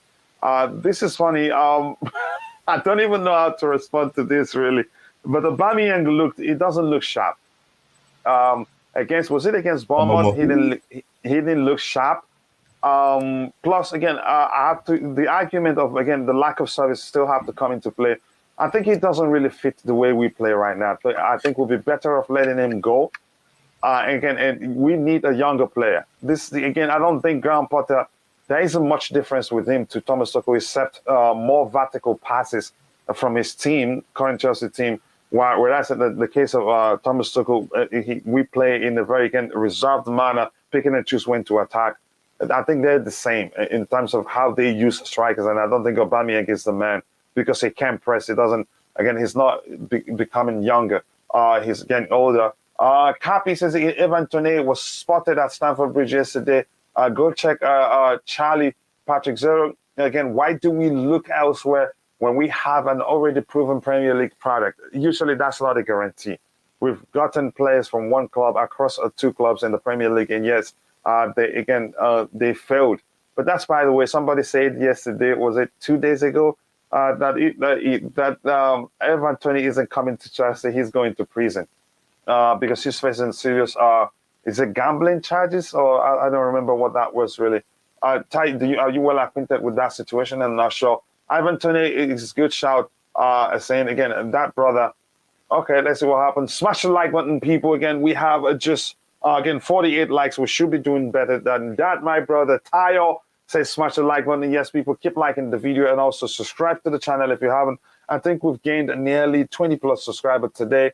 I think so. Yep, currently, I'm seeing the numbers myself, and you can also see the difference in the front end. Yes, keep liking the video and subscribe to the channel if you haven't. I have never felt this bad about Chelsea in the 24 years I support them. I cannot help it. It's not your fault. And again, this whole thing, your concern, and again, how bad you're feeling stems from, again, the situation at the club right now. The fact that, again, we're in the 10th position and it doesn't look like we're going to make it into top 4. The performances of late have been so poor. Again, the recent thing, again, is a game of two halves. We've seen that in 3 consecutive games, which highlights how I think Potter doesn't respond to opposition manager tactical changes during the second half. I think it's clear. And every manager will start learning that we don't really change the way we play tactically. That after first half, just study what we did in the first half, make some changes, and you can actually win the game. That's my argument at this one, and it's concerning to me. So I don't blame you, brother. Your fear is legit. That's a better way. Again, for lack of a better word for it or term for it, Ivan Toney wouldn't be good for us.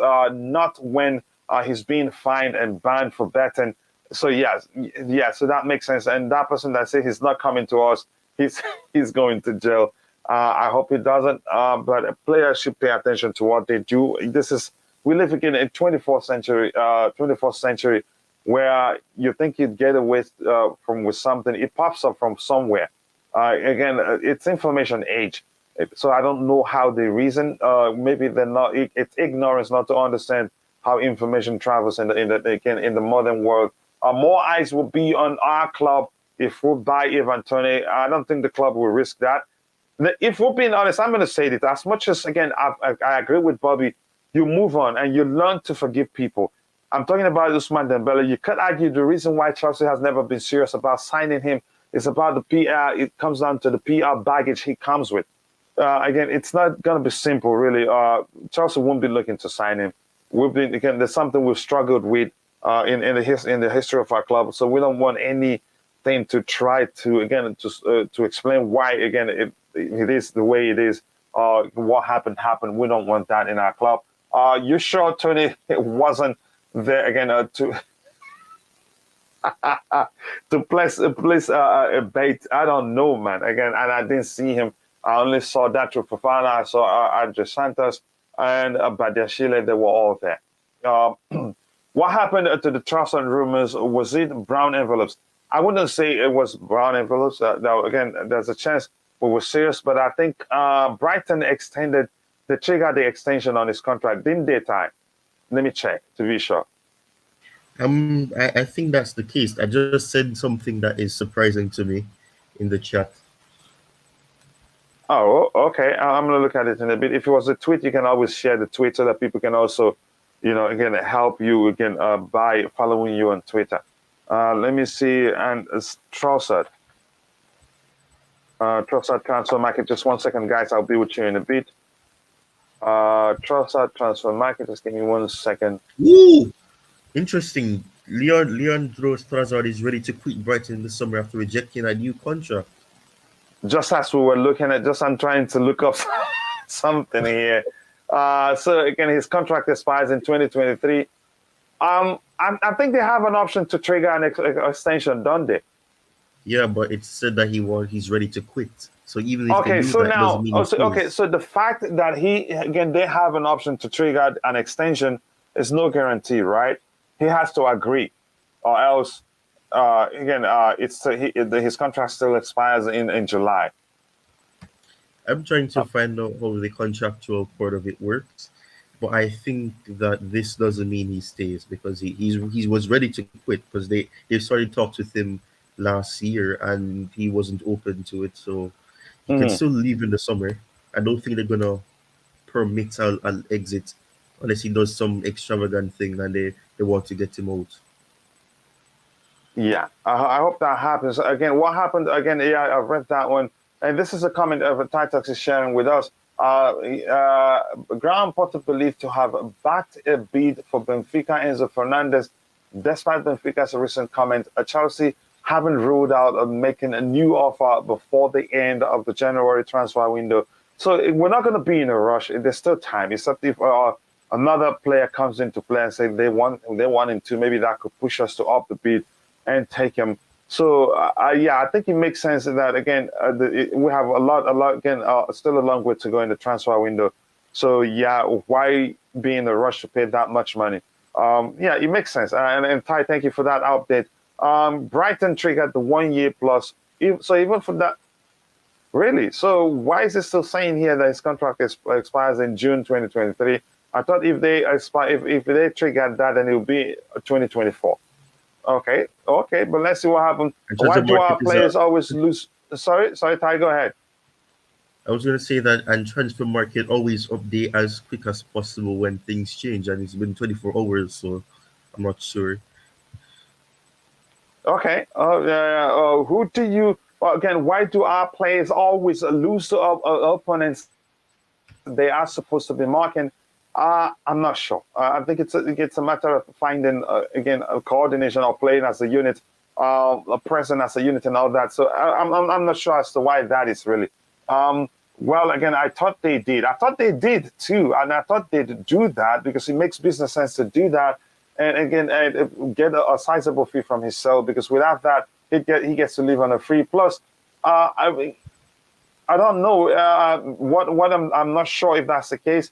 I think Ty is saying, Ty, correct me if I don't want to misquote you, that he has to agree to the new term before it's triggered, or maybe it's signed everything.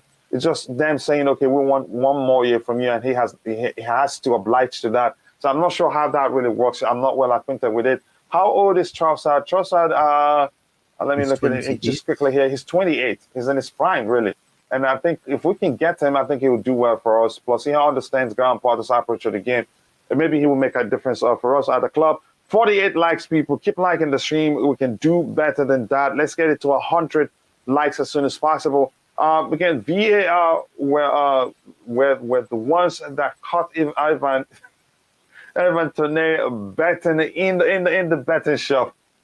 Okay. Oh, again, I like that one. The Undertaker CFC. I hope you're doing well, brother. I just have one question. Are we prohibited from shooting shots during matches? From Chinedu, my Niger brother. I think something from Theophilus Oguntoke. I've read that one from Theophilus. But Ty, do you want to talk about this? About Yeah, again, are we prohibited from shooting from outside the box during matches? I think there's a minimal amount of players that will say, I will not take a shot because if I take a shot and I miss it, then we waste a chance. So sometimes you'll go backwards, you'll go sideways to let the ball go into the box or something. I think I'm not sure. We don't have players with that confidence, which is why I keep saying it. Although there was this large amount of people in the Chelsea fan base that didn't respect Willian. I have to say that I miss Willian because Willian, it was known for doing that. He would take shots, and sometimes it did pay off. He was good at taking free kicks. He was good at taking some good curling shots, and it would lead to goals and with power. And I think this is something that I keep saying. I've been saying it for years. Just take a shot. Anything can happen. A deflection, an interception, something can happen, and you can get a goal. We've seen it. I mean, look how happened against Liverpool last season. Coaches took the risk and shot the ball and hit the post, goes straight past their goalkeeper, and it's a goal. Mm-hmm. So take a chance and take a risk. I'm not sure. We don't have the confidence to do it, and we don't have the players that you can say let's them strike a ball and it would go over. I mean, Kovacic tried it. Like I said, he shot it and it probably hit Mars and came back. Yeah, again, thank you so much, Ty, for that. I think we're taking care of that one there. Just quickly, we're going to looking at the players, and I will try to rate them. We do need some senior players, not only academy or young players. The mix is important. Senior players, physical players. Players with flair in terms of a flair with papers, really, not just showmanship like Anthony. The youth players again. Yeah, it's a mix of everything. I retract that sentence. I'm reading the wrong source. It happens to all of us. What's the deal with Cho? Is he in Porter's plan? Why not again bring him back? If so, since we have so many injuries. In the case of Cho, I think we didn't want to bring him back in January. That was a time talks were that we're going to bring him back because actually Bali wanted him to stay and not leave on loan. Because we were trying the plans from the moment they bought the club was to build a very young side, average age 25, as Igali said the other day. But they decided to let him finish the loan there. Let me check again the duration, his Chelsea contract. I think he has just 2 years left, and that's a risk. Not William Cho. You're not sure if it is 2? I think it was 2 years actually. He got that contract. Yeah, let me find Hudson Odoi. Yes. He has just 2 years left on his contract. When does his contract expire? Oh Lord, that is sad. Yeah, that's what I'm saying. I knew that even before he left. So that's a risk. Again, maybe they don't fear that. Maybe they're still talking with him, or maybe plan to sell him. I wouldn't be selfish if it's not going to be part of Porter's plan. Just let him go. 2 years left is a risk. But he hasn't gotten the chance to assess him. That's the issue. So maybe he will not give him the chance. Yeah, he expires this year. But do you think he'd agreed to coming back to Chelsea, Ty? Honestly, he's not doing quite well right now. I think he's got an assist and but he hasn't really been doing that well of late. And I think he picked up a little injury recently. But yeah, his contract expires next year, 2024. Yeah, so it's a risk to even get him to extend because he would want to leave permanently.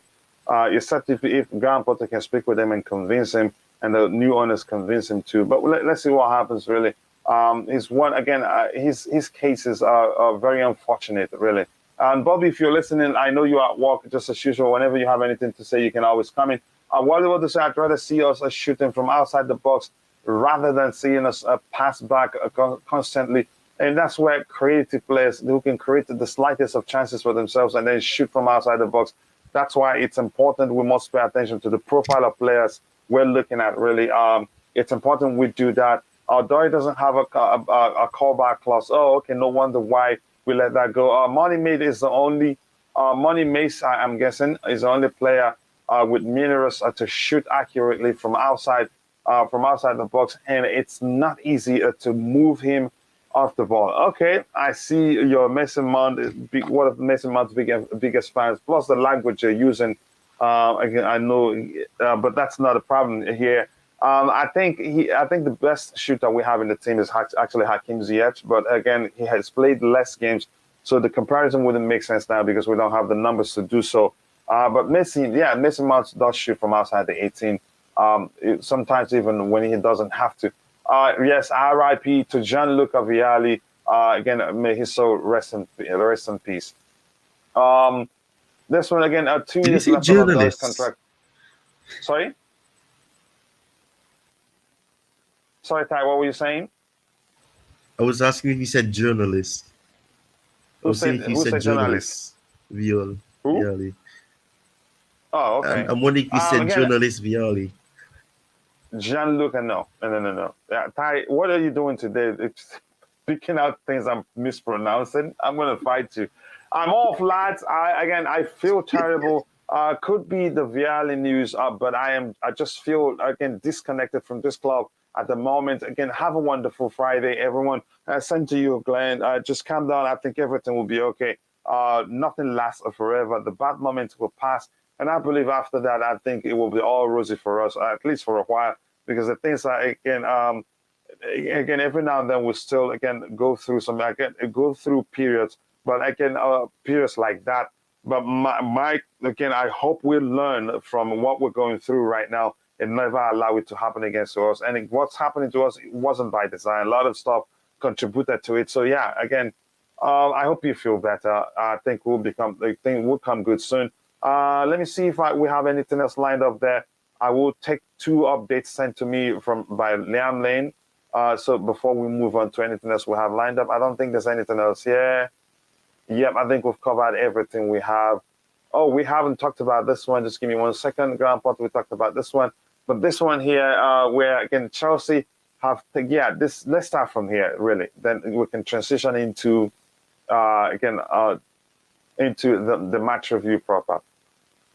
Just give me 1 second. Let me close some of these windows so it doesn't take the life out of the memory of my system. This says Chelsea have taken 6 points from their last 8 Premier League games. The club's worst Premier League run since December 2010 under Carlo Ancelotti. Jesus, I didn't know he had a mercy. bad run like that. Last time Chelsea took a fewer points from an 8-game run was 5 points in December 1999. Whew. Oh Lord. Yeah, not a good record. Records for the wrong reasons. Go ahead. We're making history for the wrong reasons. Yeah, and you can say again to large portion of it falls on this set of players because under Thomas Tuchel, we broke the record for the worst home record too, didn't we? Yeah, so it is concerning really. So to some extent, that shows you the crop of players have a lot to do with what's happening at the club right now. But that's why the way we'll move on to that next thing. We go into looking at the player performances. We need a right back. We do need a right back.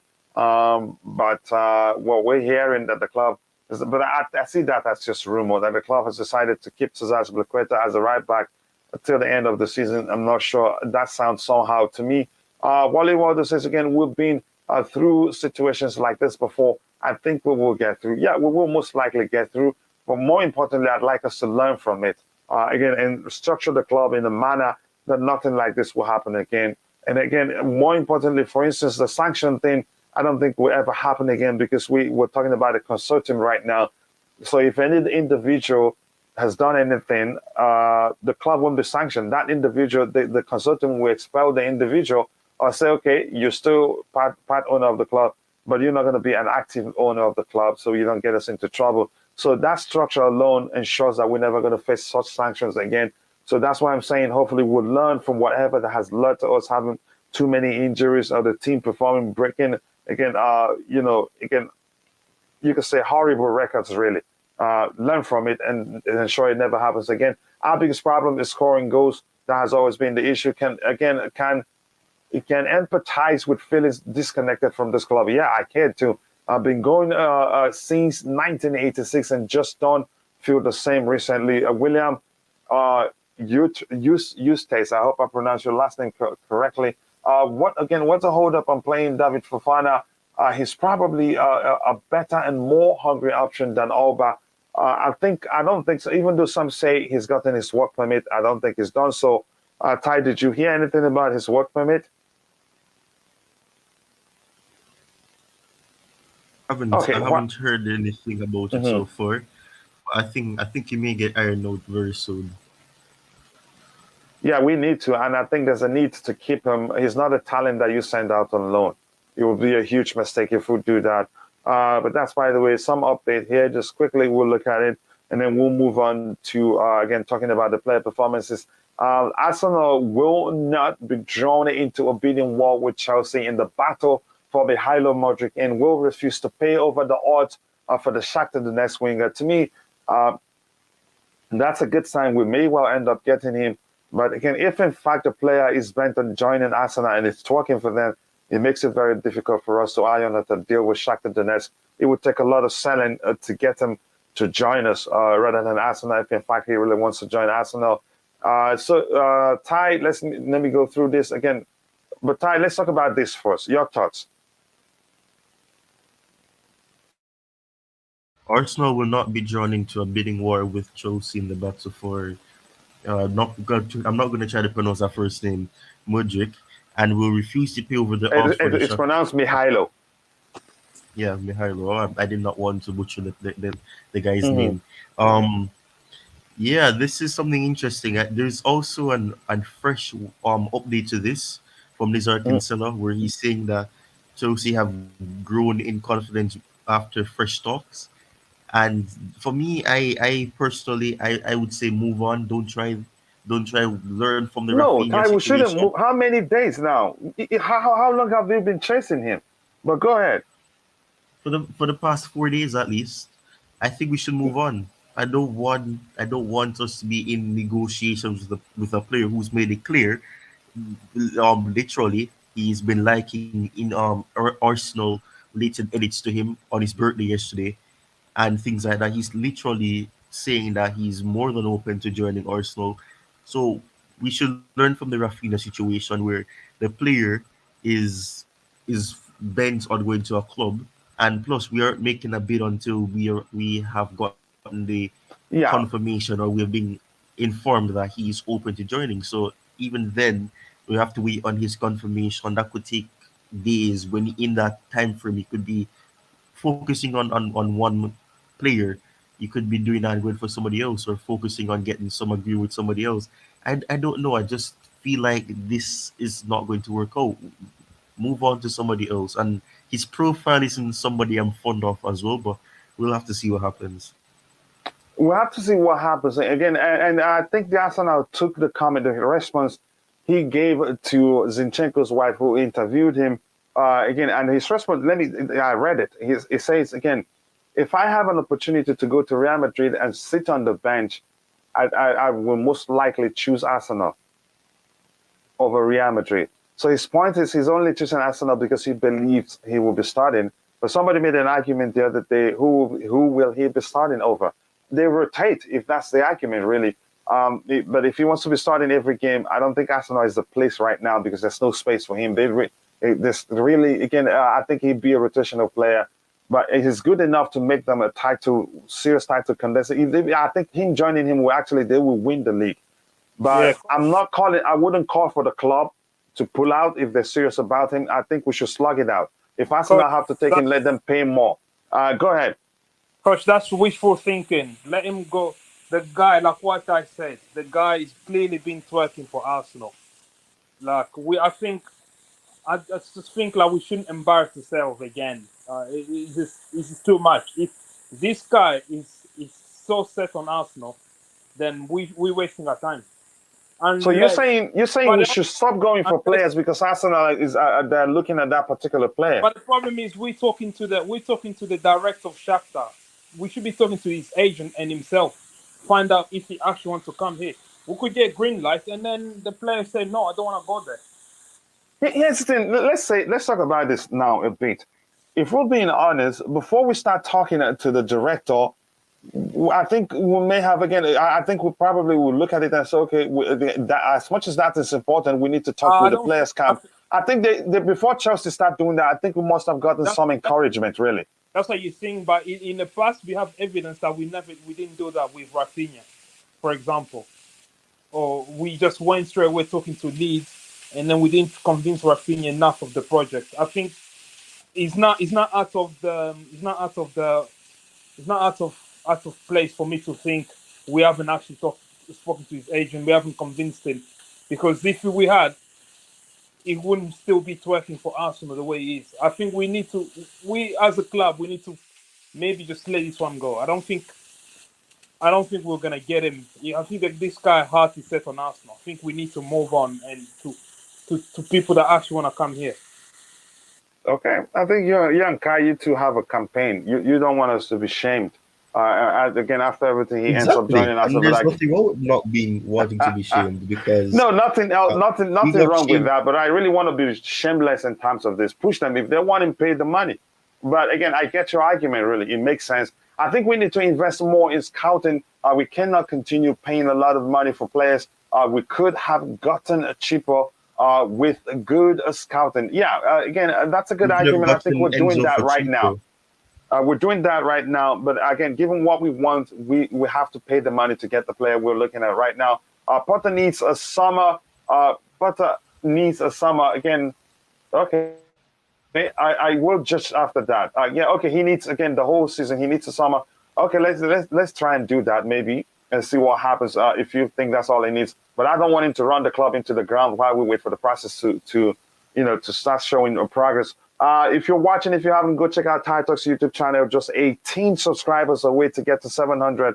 I know we can help him do that, and believe me, you will not regret it. Good content too. It's not just like it's just about subscribing. No, he has a lot of good content, and you will enjoy them. Is Broya still injured? Broya will be out for the rest of the season, really, isn't he? Again, also Zakaria and Chukwuemeka start next game. I think they will start. I'd be surprised if they don't. I don't know what will happen. He likes Arsenal, but money talks. I don't really want him though. Okay, that's good to see. Also, again, rest in peace, Gianluca Vialli. Ty, did it sound like I said something else this time? It's Kami. Nice to see you, bro. I hope you're doing well. Goalie. Chelsea's confidence over beating Arsenal to the deal grows after fresh talks to Nizaki and Salah again. Here's how it's going to be easy for you to go to Ty YouTube channel. If you look at his name right now, there are 3 dots I think to the right. Click it. You see go to channel. Go there and make sure to subscribe. Correct me if I'm wrong. I think it still works like that.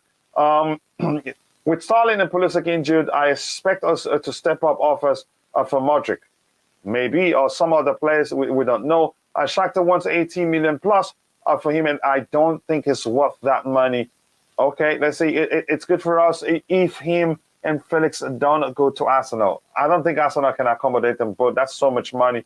And for Felix, for 10 million for just 6 months, 6 months goes like this. After a month or two, even after the first month, if he's not performing, it becomes, again, more pressure on him to perform, and it becomes a huge risk. Tammy Rice and Tomori are talking for Chelsea. Why not go for them instead of Mudryk? Okay.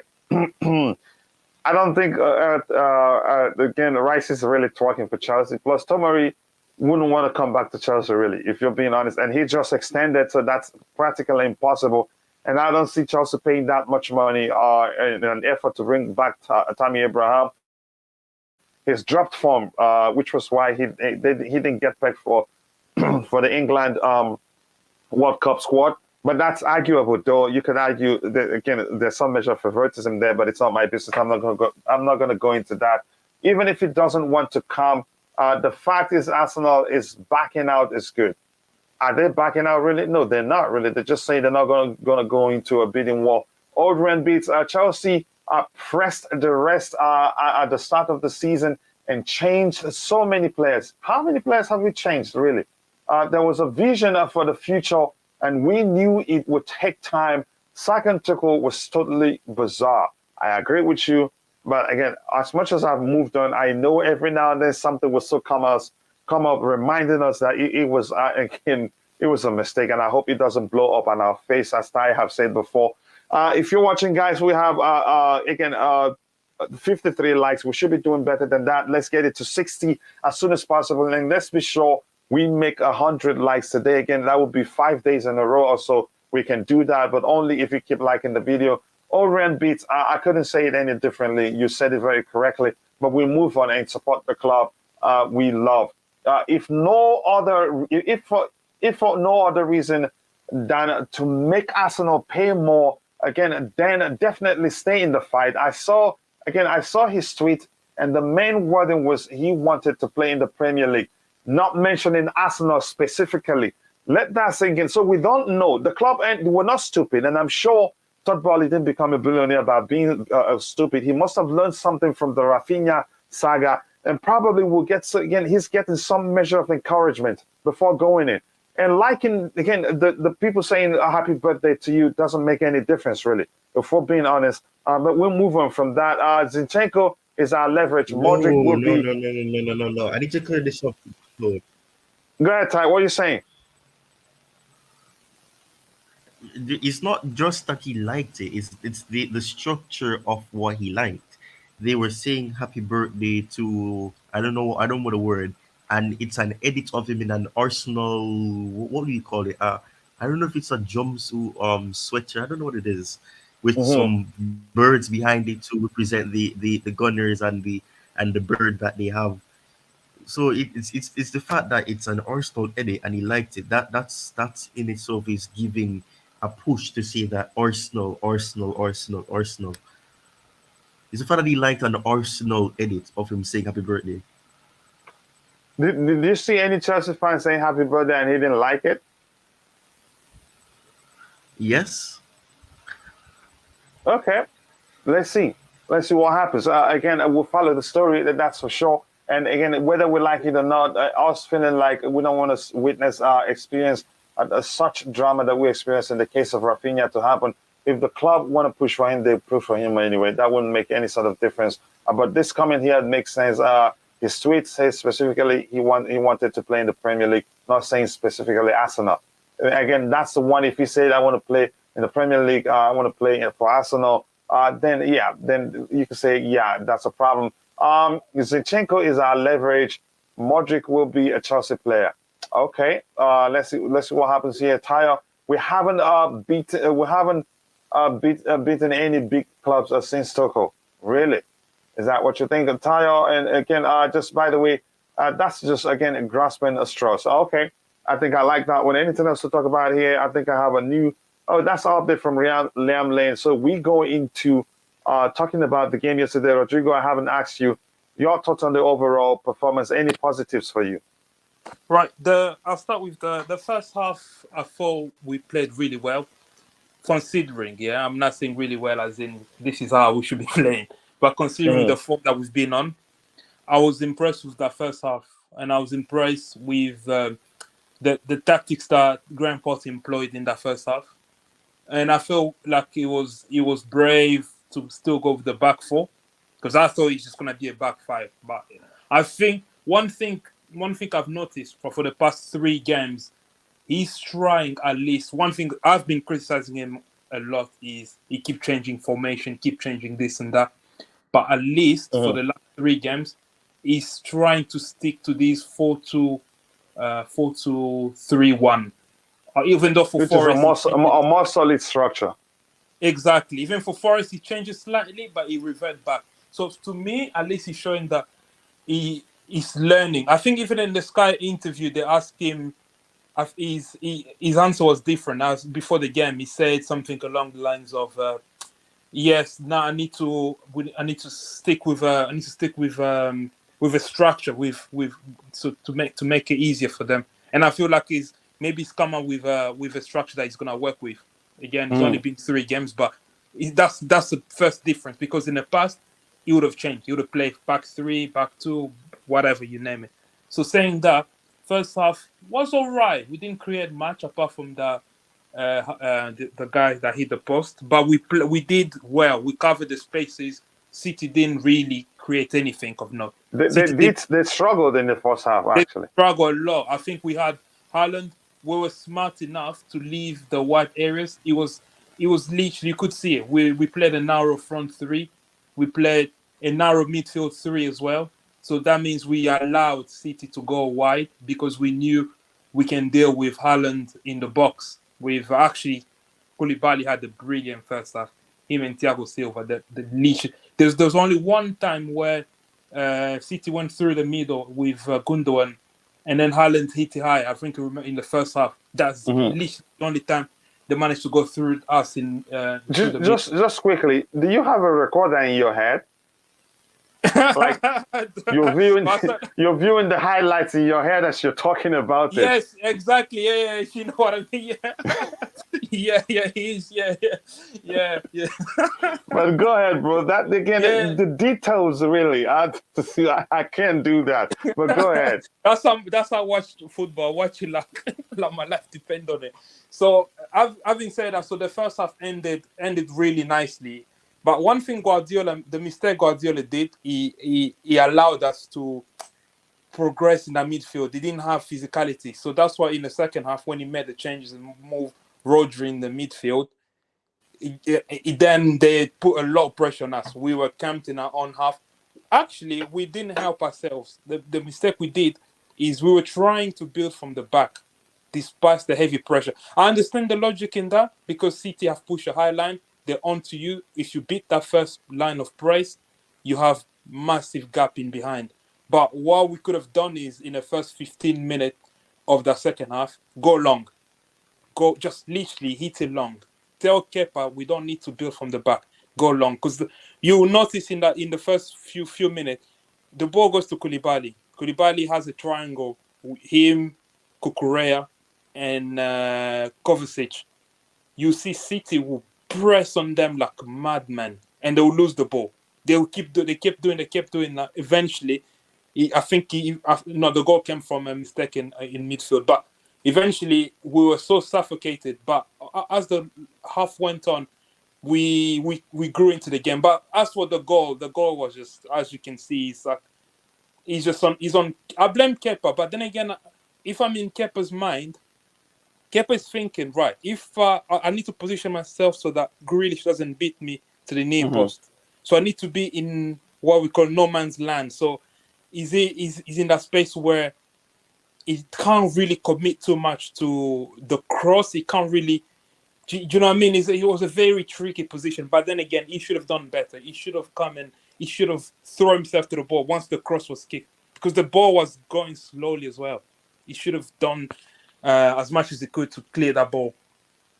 And then the sub, Aubameyang again. We need to be. Aubameyang is not a striker that will play in the link up. He's not gonna give you that, and that we suffer a lot with that. The ball didn't stick up front. When you play against City, you want someone that can. That when you hit the ball into him, he's able to hold it. He's able to link up, so that you can build. You can build from there. But with Aubameyang, you can't do it. He's like literally the ball bounces off him, goes back, bounces off him, goes back, and then this invites a lot of pressure. So I wasn't surprised when he took him off. I was surprised when he brought him in the first place. I thought he would have just gone in and maybe bring the boy that came in the second half. What's his name? Hutchinson. As for Hutchinson, he's a young guy. I'm not really gonna say much because I felt like he was trying to be too safe instead of just being, which is what he should do until again. But he didn't have enough time to grow into the game. Exactly, and quickly, IBZ again. I just realized you were on the panel. My screen the comments was covering your this thing. So But I will come back to you once Rodrigo is I'm done. gonna finish. Apologies. Yeah, go ahead, I'm bro. gonna finish on this. Overall, second half, overall, it was poor. It was challenging. It was challenging. It's a team going through a lot of stages, a lot of lack of confidence. The manager is now, it's not obviously you can't compare him with Pep. He's still trying to figure out things. So that's I can understand why he went the way he did. But overall, it's one of those defeats. Like, okay, I was expecting worse, and seeing the way they play, the way the application was good. The application, at least, I can't say Some players didn't obviously play well, but overall, I'm satisfied. We lost again. That's strange, but seeing where we are, listen, we're not the old Chelsea. We're so bad now. We're happy with a And one. just quickly, Zima, you're going about again. I don't know what you're saying there. I don't work for Fortmob. I wasn't the one that rated this. The rating came from Fortmob. Okay, so chillax. We weren't the one that gave Havertz a 7, and if we were the one that did, if we did this rating, Zakaria should have an 8. Yes. Okay. If you're still watching, so please stop throwing the spanners at us. We didn't do this rating. This is the app we're using. We're using it just for the stats mainly. But go ahead.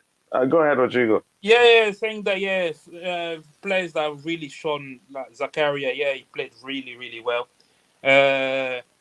Now having Messi Mount really was help as well. I don't think Mount, so overall, we have 10 injuries. We literally have a whole. I saw Tebergo put at that lineup of players that are out. We can literally that team is probably stronger than the team that we put against you. So it's one of those games. I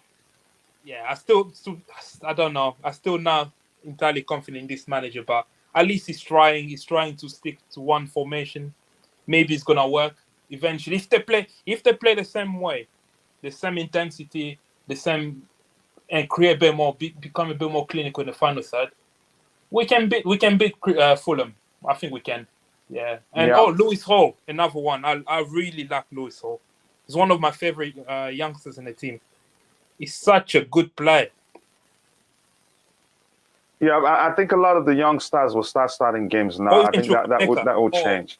Chukwuemeka is what a player. We'll talk about him. We'll talk about them one by one. Ibis, I'll come to you in a bit. And Rodrigo, make sure you always attend match reviews because you have a recorder in your head, and I like the details explanation. Lola says the injury has disrupted the plan of the Frenchman. He's referring to N'Golo Kante, who, again, seeing himself in the infirmary, does not want to go all or nothing. Al Nassr does not seduce Kante. 95% Kante stays at Chelsea Football Club. Thank you so much for that update. I appreciate that. Look at the brother here, again, aiming at us. Here, this is him. He's shooting at us. So, Zima, we didn't do the rating. We're literally using the app, a Fortmob, to look at the statistics and look at the individual player numbers. We're not, just look at what you wrote here. That's a fight, really. You Havertz PR channel. Please stop. Havertz was decent at a 10. Looked totally different. I think he was decent, but I wouldn't give him a 7 for yesterday, really. I get it. What is Havertz? Again, wages. I'm not going to go into that, really. We're here to review the game. We'll get to talk about him in a bit. I'm guessing you're having a conversation there. Let's see. Again, use different app. It's again, I know there have other things that I value the most. So thank you very much. I'm very pleased how we played. Again, we need a young defense. Zakaria and Chukwuemeka very promising, and Hall is always good. We knew that before time. I think we should find a way to accommodate him. The game before that one that we played against Manchester City, he was just delicious to watch. How he beat the press again. You can't easily muscle him off the ball. His vision too. I think we should start giving them a chance. If really this is a project for the youth. How will you again attract neutral viewers if you use that? Okay, please stop. I'm not going to go into that again. Luigi Pellegrini 4-2-3-1, 4-2-3-1. Like that formation. formation, it works with Potter very well. It does work with the players we have, and it gives you an opportunity to have a traditional 10. But it looks like our players have all forgotten how to play the 10 role, or you could say are not properly equipped to execute that 10 role properly. I think that's probably the issue why, again, even though we play well with that structure, we still don't make the most of the number 10 role. You got to feel for Potter. He got this team when he was in bad shape. Yeah, but my argument still remains: we should be doing better than we're doing. Again, I get it. We don't have the best squad. We don't have the worst squad, but we should be doing better than we're doing. Really. Let me tell you something. I get it. Being neutral doesn't mean I should subscribe to your own opinion. You have your opinion presented, and if I get to it, I will read it. If I have counter argument, I will read it. You can't. No, please don't stop this. This is more like a threat, really, if I'm being honest. You have your opinion, I have mine. I don't have to agree with you. No, I don't have to. So be careful. Again, don't stop. Again, stop talking like that. I don't have to agree that Havertz was the worst player on the day. For you, no, please. That's not how to be neutral. If we don't actually have a debate, we don't need a show. Then I'll just come here and listen to you say whatever word you want to say about Havertz and not argue against it if I feel otherwise. I'd love to see Slonina, the young U.S. goalkeeper from MLS, to make a start. I've asked questions if anybody knows how good he is with the ball on his feet. I haven't gotten the answer yet, but let's see what happens. Again, I don't know how good he is with his feet. He's a good shot stopper and emerged as one of the best goalkeepers in the MLS the past season. But let's see. Good question there. Maybe he's trolling the way he sounds. Counter argument doesn't work for him. Good day to all. I want to approach 2023 with Gallagher energy. Okay, that makes sense. Art, even I hope you're doing well, brother. Nice to see you. It's been a minute. Thank you so much for finding the time to join the show. And Brian Mawoko says, again, Zima can leave the... I don't know how he speaks. That's not polite at all. That's like threatening, again, do what I want or I don't subscribe. The boys did well, especially Zakaria. Despite the defeat, I'm impressed. You could say an acceptable performance, really. We weren't mopped the floor like we did. But that's by the way, I'm going to go to you, IBZ. IBZ, your thoughts. And sorry again, I somehow the comment that I got highlighted then was covering your face on the screen. So, but your thoughts, your observations from the game last night. What do you think about it? Is he there? Okay, I'll get a few stuff from the chat. If not, we'll start looking at the players' numbers individually. Slonina is going to be a quality player, but I'm asking how good he is with his feet. That makes a whole lot of difference given the way Graham Potter likes to approach the game. Please like and subscribe when you enter if you have not, as it helps the channel reach a wider audience. Thank you so much. I appreciate that. When you make a simple pass to a striker, you deserve to be sacked as a player. Worthless player, again, if that's how you see it, that's your opinion. Zima, if you don't like, just go where a lot more people will come. Don't worry about that. Okay, thank you so much for letting me know that you don't have to come across as threatening. Just present your opinion and you're fine. He's a baller. Who is a baller? I don't know. Havertz wasn't the worst player. Conor Gallagher was the worst player on the pitch. Again, that's the type of one I want to see. Present your argument. It's as simple as that. Gallagher pumped up the lads. You see, this person sees it differently. Hey, Liam, again, all good in South Africa, man. Brian Mawoko, my brother from the Madiba land. Nice to see you. It doesn't look like, again, IBZ is available right now. So we're going to looking at the numbers first. Sorry, I've been away for the longest. Sorry, man. I was just away. How you guys doing, man? No problem, bro. Again, we're doing well, and I hope you're well, too. Yeah, man. Brilliant. So your overall, again, observation from the game yesterday? I think a lot of us were expecting a right hiding, but it was actually contrary. Mm-hmm. I saw ZH do things. I saw, apart from probably Aubameyang, I saw the team work hard. To be honest, We just haven't got we could obviously see the quality. We haven't got it in it. We haven't got the finishing article. We haven't, it is what it is. I was expecting a right hiding, but the boys didn't allow that to. We were quite, you could say, quite unfortunate, lucky not to grab something from that game. But yeah, I think that's a good argument, really, because we yeah, created some good chances too. yeah, quite a bit of chances. We did have Man City in their half for quite some time. We had to stretch John Stones to make some last-ditch tackles. Yeah, it was really good. And Haaland hasn't scored in London yet, if I'm mistaken. So yeah, it wasn't bad. Obviously, if you consider the recent results and you add it to this one, and the manager comes out and says we showed fighting spirit, you'll be like, hang on, we haven't been in no fighting spirit for the past 5-6 games. But they did actually do show last match. There was a bit of it wasn't like a walkover, and it just goes to show it was a bit annoying to me. Like, why does it have to take Man City for you to kind of raise your game or be on point? Why can't you do it against teams where you're supposed to be winning? But I will have to take positives from what I saw. I'm just happy that players like Dennis Zakaria, who I've been asking why have Graham Potter not signed, or why is he not starting, or why is he not playing? And people telling me, oh well, he's not a Graham Potter signing. Well, that's a bit irrelevant because no signing there is a Graham Potter signing. So because he came on loan, was he not going to play football? And I'm just happy for the fact that he's playing football and he looks like a presence in the midfield. He did some things yesterday which I felt was really good, in which we were probably lacking over the probably majority of the season so far. So I'm not going to be demotivated by what I saw. I will take the positives. Whilst it's still annoying, obviously, man, that's still 10th. We're nowhere near where we want to be.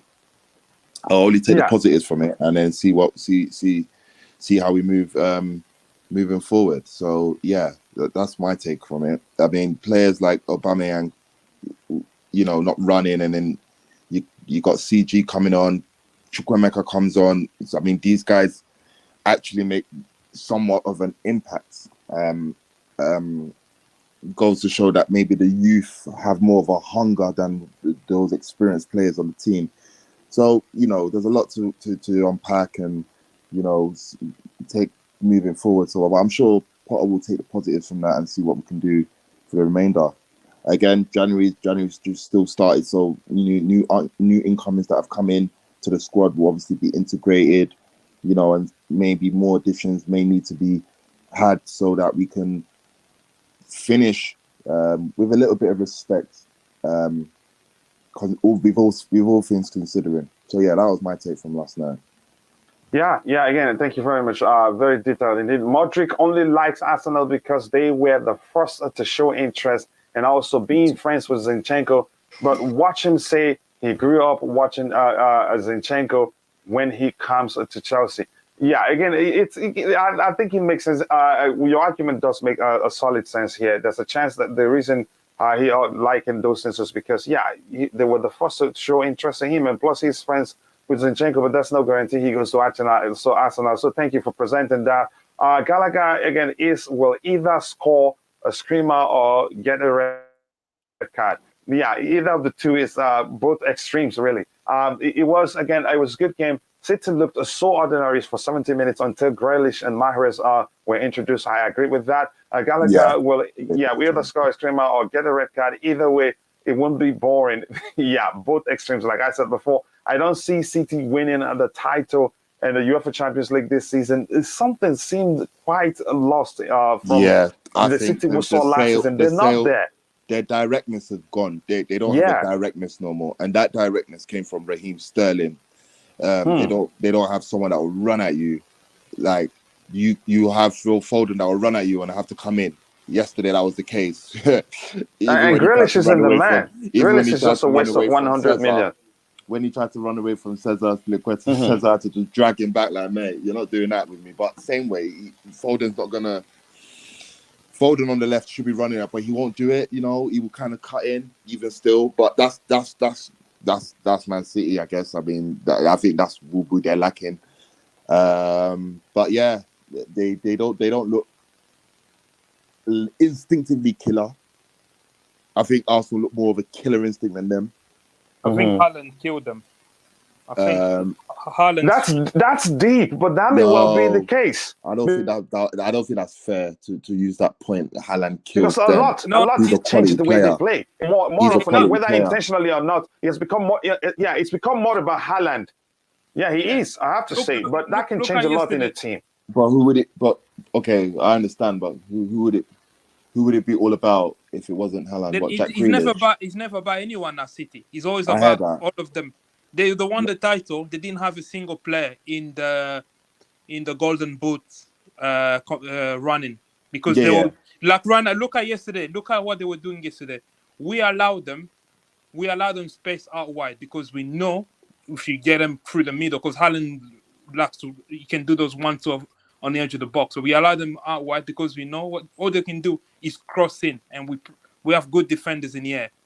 Because the City in the past will just try to penetrate you through the middle, but yesterday they couldn't do it, and until obviously the second half when things change.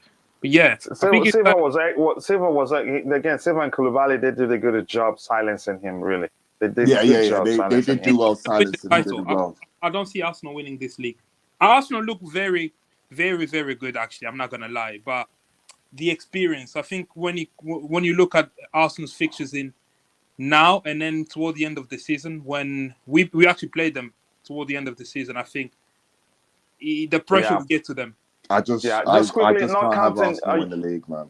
I don't want them to win it. Really, it won't be easy for me, man. It really won't. I got people I got family at Arsenal. Some Chelsea fans actually want City to beat us. I could understand that. I could understand that. I was one of them. You bend over so that the greater good is accomplished, and if that means Man City closing the gap on Arsenal and Arsenal having Man City behind them till they don't win it, then I'm happy. Let Man City argue with Manchester United and Liverpool, but I can't have Arsenal, because the minute Arsenal win this league, everything that we've achieved over the past 10 years is automatically wiped out. I will tell you this from now, not with us fans, because we will believe, but the whole world, as fickle as they are, Chelsea will be castricized. It will be seen as, oh, it was under the old regime, or it was under the new. It was old. It won't be appreciated. It won't be. If Arsenal win the league, you can forget about us holding the shifting pattern in terms of banter, in terms of the pride, in terms of the bragging rights. Arsenal will overflow that, and unfortunately it will diminish our European success, because they are loud in numbers. They are very influential. They hold a majority of part of the London town, like Arsenal fans everywhere. And right now they're on top. They're everywhere. I don't know if you're noticing it, Rodrigo, but it's bro. All about, and it's what can I do? I can only sit there and say European title.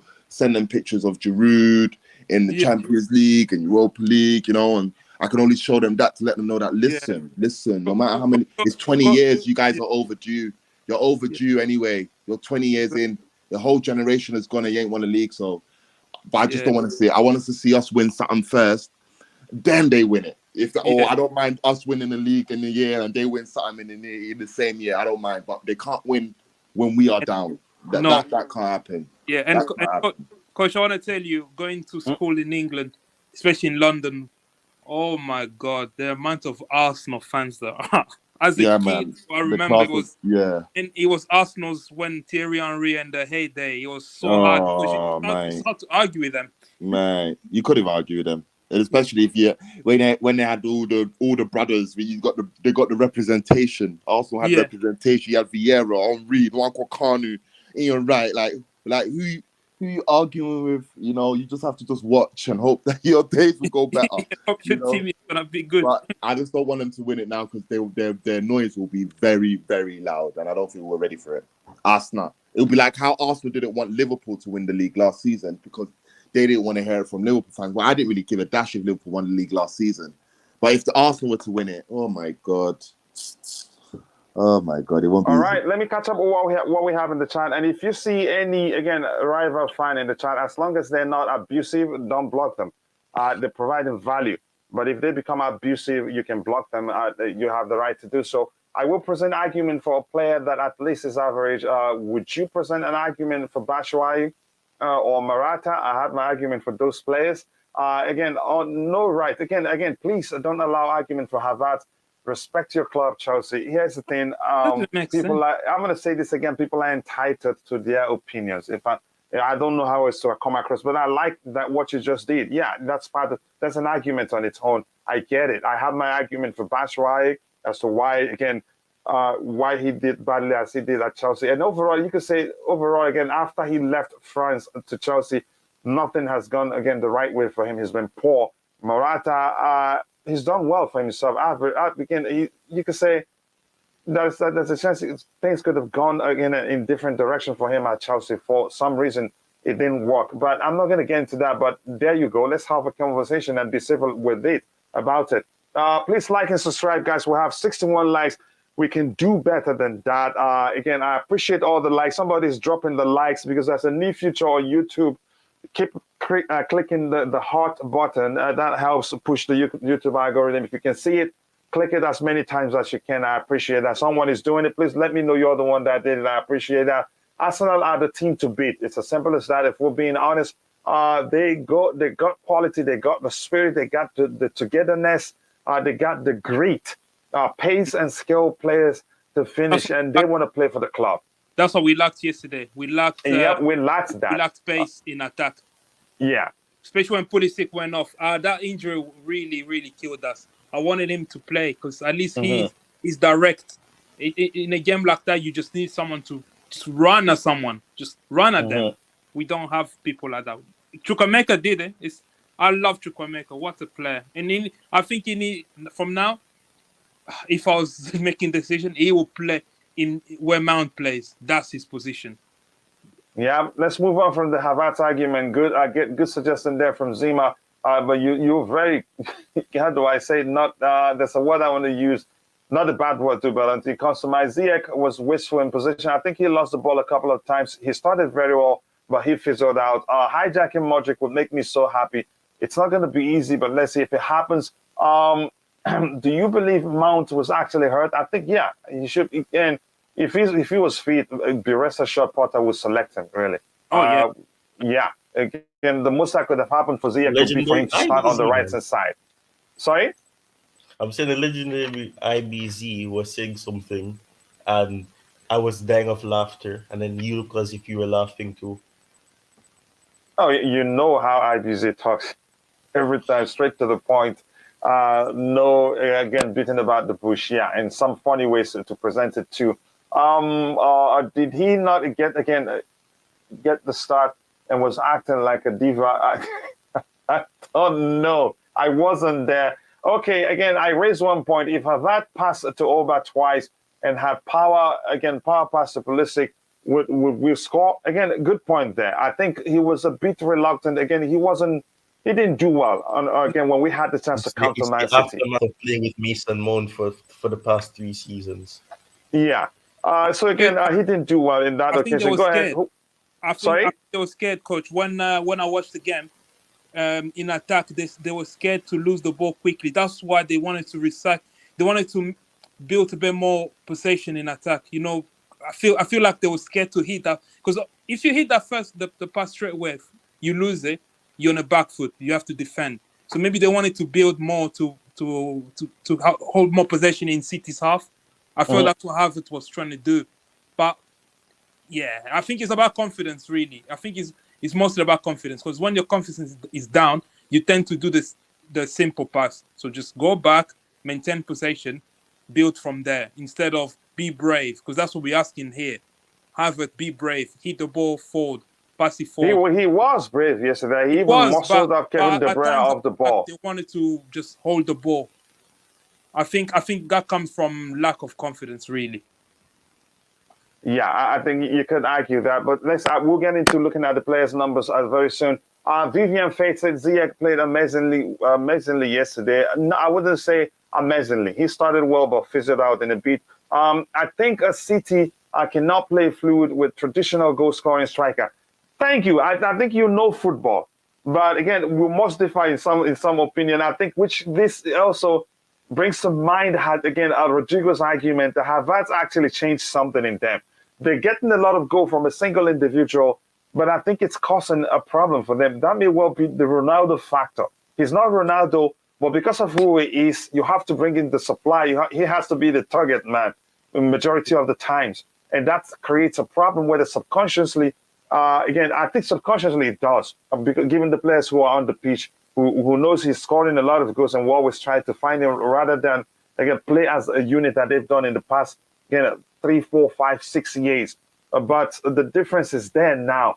I think that's what I couldn't quite put my finger on it. They've been struggling really, and some games that they've won, you can't argue that they should have lost those games. If we're being honest, Haaland is a beast, but for his own stats, but not for modern football top team. You can't argue that. Go ahead.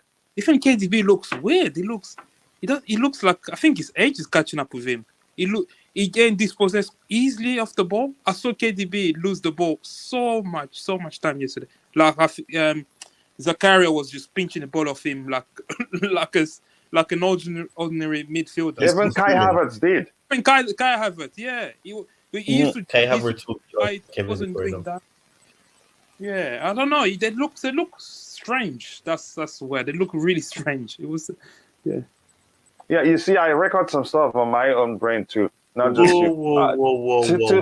To me, City are not special. Ty, what are you saying? Go ahead. What are you saying? Coach, well, you know what? That profile picture is something explicit, but I will say no more. Oh. Okay, but again, the name is what I'm paying attention to. I don't know the face, and the comment is what I'm looking. City is not too special. I don't care about the picture. I don't know. What you don't know doesn't know you. To me, City are not special. We'll move on from that. I enjoy seeing Almiron doing much better than Jack Grealish. Almiron is another player. He plays like, again, prime Messi. And every time he orchestrates that 1-2. In most cases, he nearly scores. But that's, by the way, we'll move on from that. I'm going to scroll past quite a lot of stuff here and get to the very bottom, and let's see anything serious here. Again, the Vivian Pellegrini individual says Chelsea played well both halftime, but they need to put more effort to the tackles and play aggressively. I think we need to be more aggressive. If we're being honest, London will be red again, and we won't be able to argue. Let's see what happens. There's still a long way to go to the end of the season. Zima, again, okay, just please handle that. I'm not going to get into that argument right there. Or even it could be your season, but yeah, I get it. I'm not going to get into that too. I am glad I don't live in London and have to deal with them. Rodrigo does. Zakaria blew my mind yesterday. Okay. All along, we got this talented and powerful boy on the bench. To me, why, I don't know. But again, the manager probably have seen enough reasons to start giving him game time. I like Pulisic and Cucurella on the right-hand side. I think the combo was good until he got injured.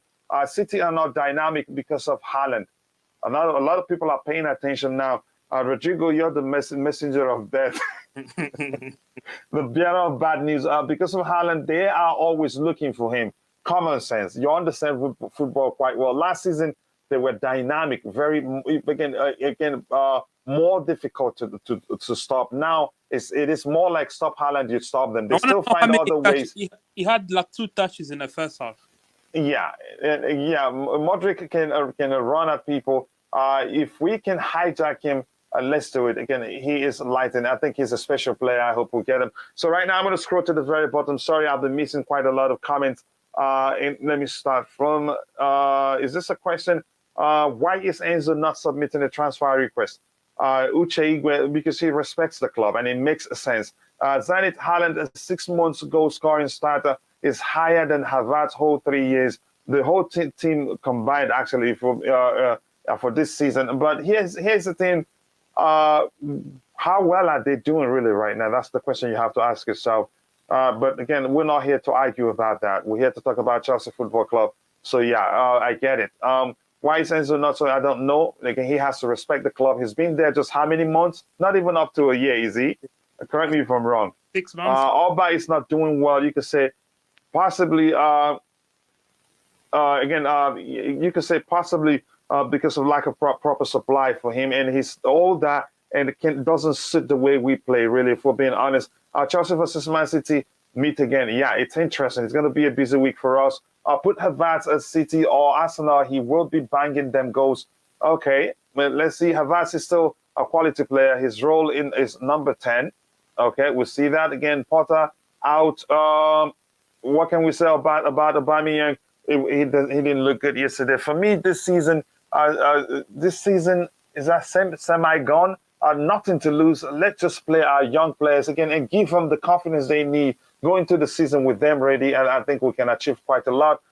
Kieran Williams, Portis, Plunkers. Okay. What is the problem at Chelsea? Ty, I don't know. Maybe you can answer that one. Then we're going to looking at the numbers a bit. We should just move on. Again, the problem is that the injuries are part of it. To me, again, if you ask me personally, I'd say part of it, the manager's fault. Part of it, again, the players, again, not again, we don't see the fighting spirit from the players, which And again it comes down. Yeah, go ahead, Ty.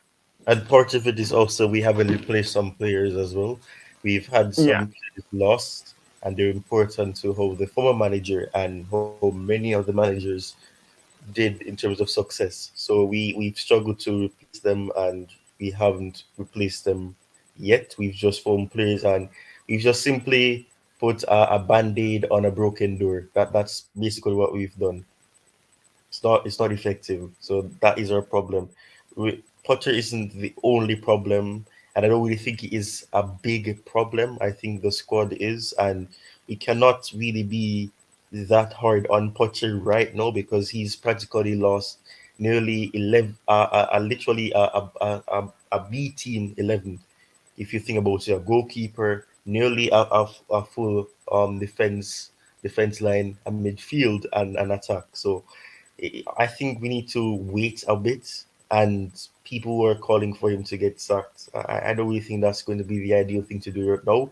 And if what is being said in the media is to be believed, that is not the intention right now because the injuries doesn't make it easy for him. And I mean, we saw improvement. So against Man City, we just lacking, and we have to be fair and say that even under Tuchel, we weren't really performing at the highest level. So I mean, we have to probably look at the players as well and not just the manager because these players have been having the same issues under 3 consecutive managers, and that cannot be just a coincidence. It has to be an underlying issue that needs to be solved. So I think we have to wait and see what happens. It's going to be a long-term project in terms of getting Chelsea to have some consistency, but it won't be easy, and nothing good ever comes easy. So we just have to be patient. Yeah, I'm surprised to hear that coming from you because I know how you view the whole situation. So you're just pretending to be a nice guy now towards Potter, but I know how you feel deep down, Ty. But that's, by the way, I think you make sense. Jokes aside, we have to be very patient. That's where we are. Our calls for Potter to be fired, it will fall on deaf ears. They're not going to do that. He's on long-term contract, and there are excuses for him. Excuses given how many players will have out injured. Plus, again, some players, practically, you could say, before he joined us, wanted out of Chelsea. So it's easy to say those are reason enough to say it isn't Potter's. Whatever that's going on isn't really his fault. But I've seen aspect of this, again, that I want to talk about. And we'll talk about that now before we try and look at some of the numbers of some players, the worst player and the best player on the day, because there's an argument for that. Again, if you're the person clicking the red heart on, again, when you're watching the video, again, please keep doing that. I like that. It pushes the YouTube algorithm to push the stream to more people to join the show. I appreciate that. This is an update for Liam Lane, which says, Chelsea's owners will remain confident Graham Potter will turn the season around and believe the injuries are largely to blame for the bad run. That excuse in question. Chelsea's owners are also confident they could outbeat Arsenal for Mudryk, but wants assurance he would want to join us. Yeah, so you say they're not stupid. They want to know. Just let us know. Again, we're ready to pay you more, and we're ready to pay more than Arsenal. That's on the side of the club. But for you, we're ready to pay more, but will you come to us? They're not stupid. It makes sense that they learn from the Rafinha situation. Rodrigo, I don't know, or anybody else on the panel. Rodrigo, let me start with you. If we're starting from the right, your thoughts? Yeah, the last line is good. Is what I want to hear. So I guess that's what happens when you have football So mind. now you've left the walk away camp. No, because I didn't know this. I didn't this news. Yeah, I didn't know this. But yeah, if that's the case, then if the Vivel guy or whoever is running this negotiation, they talk to him, they talk to his agent, and yeah, because once Benfica, once Shakhtar give us a green light, then we speak to him. If not, then we can just pull out the deal. But actually, that's gonna look very powerful from us. So Shakhtar accept the deal, and then we speak to him. He says, "Nah, I have doubts." Straight away, we'll be like, "All right, fair enough. We're gonna pull out this deal," and then we make it public. We make it public as well. Way we can't else. Yeah, we're like, no, the player doesn't want to join. We withdrew our offer for this player. Wow, that's a really 180 turnaround from you from walk away.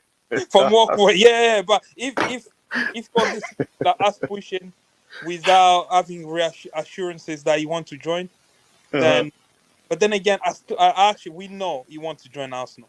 So if he goes like, oh, I want to join Chelsea as well, then he's a good player. Why not? Yeah, I agree with you, Ty. Anybody else on the panel want to comment on that one? To me, it's important that they recognize they want again an assurance that he would join us, and I think the club can actually convince him to go to Chelsea instead. I don't know if that's possible. But Ty, if you want to say anything, let me see if there's a turnaround for a change of heart from you. Honestly, if they're confident, I don't care if they're confident. But they were confident about Rafinha. They were confident about Koundé. I still have PTSD from that.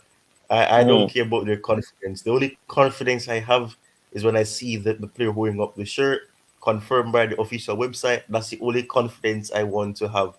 I don't care if they have any confidence of outbidding, because outbidding alone is not enough. If the player doesn't want the move, which it does look like he's fancying it over an Arsenal move right now, and I don't think so. And if it does come, I'm fearful that it's gonna be because of the money regard, and that's sickening, because I would hate to have another player who's only here for the financial reason, and then if it doesn't work out, he's gonna be getting a big paycheck, and nothing it would be benefiting Chelsea other than that, they're just losing money.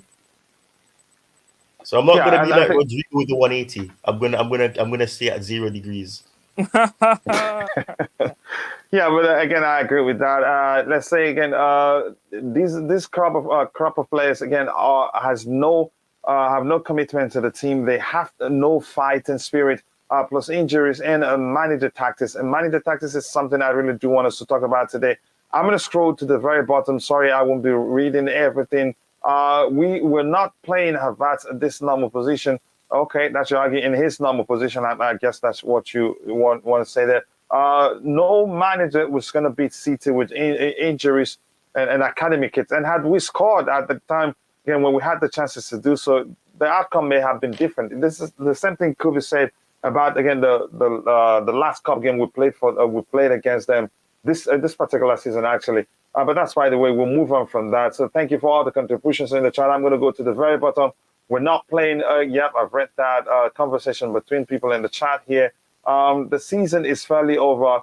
It's fairly over for us. Give these young bloods a chance. A chance. Build morale for them, and then they'll be ready for next season. That's a delicious comment there from Ty Talks. And if you haven't, please go check out his channel and be sure to subscribe and let him know I sent you. Graham Potter has called Chelsea players into training today.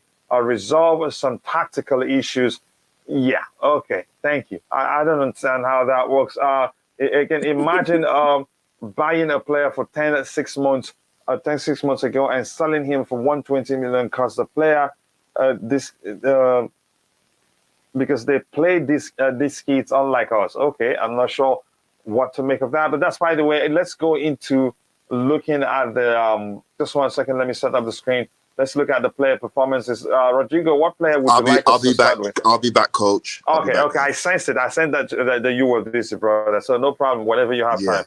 Yeah. Rodrigo, let's first, before we go ahead into talking those players like that, let's look at the numbers here. Again, expected goals 0.42.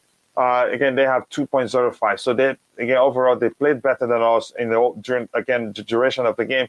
But that last cup game we played, we were the better side. 8 shots in total. That's not bad. They had 4. Again, 12 chances. Big chances, 3 from them. Big chances missed. They missed 2 big chances. I think Haaland missed 1 that he slid on the floor but missed it.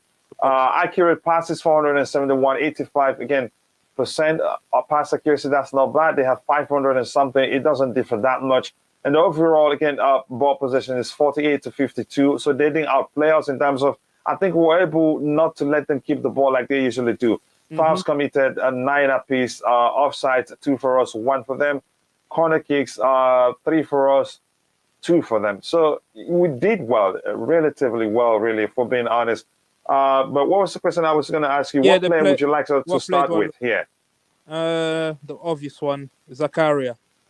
Okay, let's look at his numbers. To me, he should have been he should be the highest rated player. Yeah, I'm not sure why this is, but I think what can lead to that being as it is, it can dispossession. If he was dispossessed too many times, that can be an issue. He played 90 minutes and he looks fit. It wasn't like the 2 previous games that he started.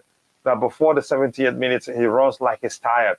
Exactly. Accurate passes 50 to 54, 93%. That's excellent, really. Expected assists, not really always close to the final, so I don't blame him. Touches 64, successful dribbles 3 out of 3, and those aren't like simple, like beating the player with space.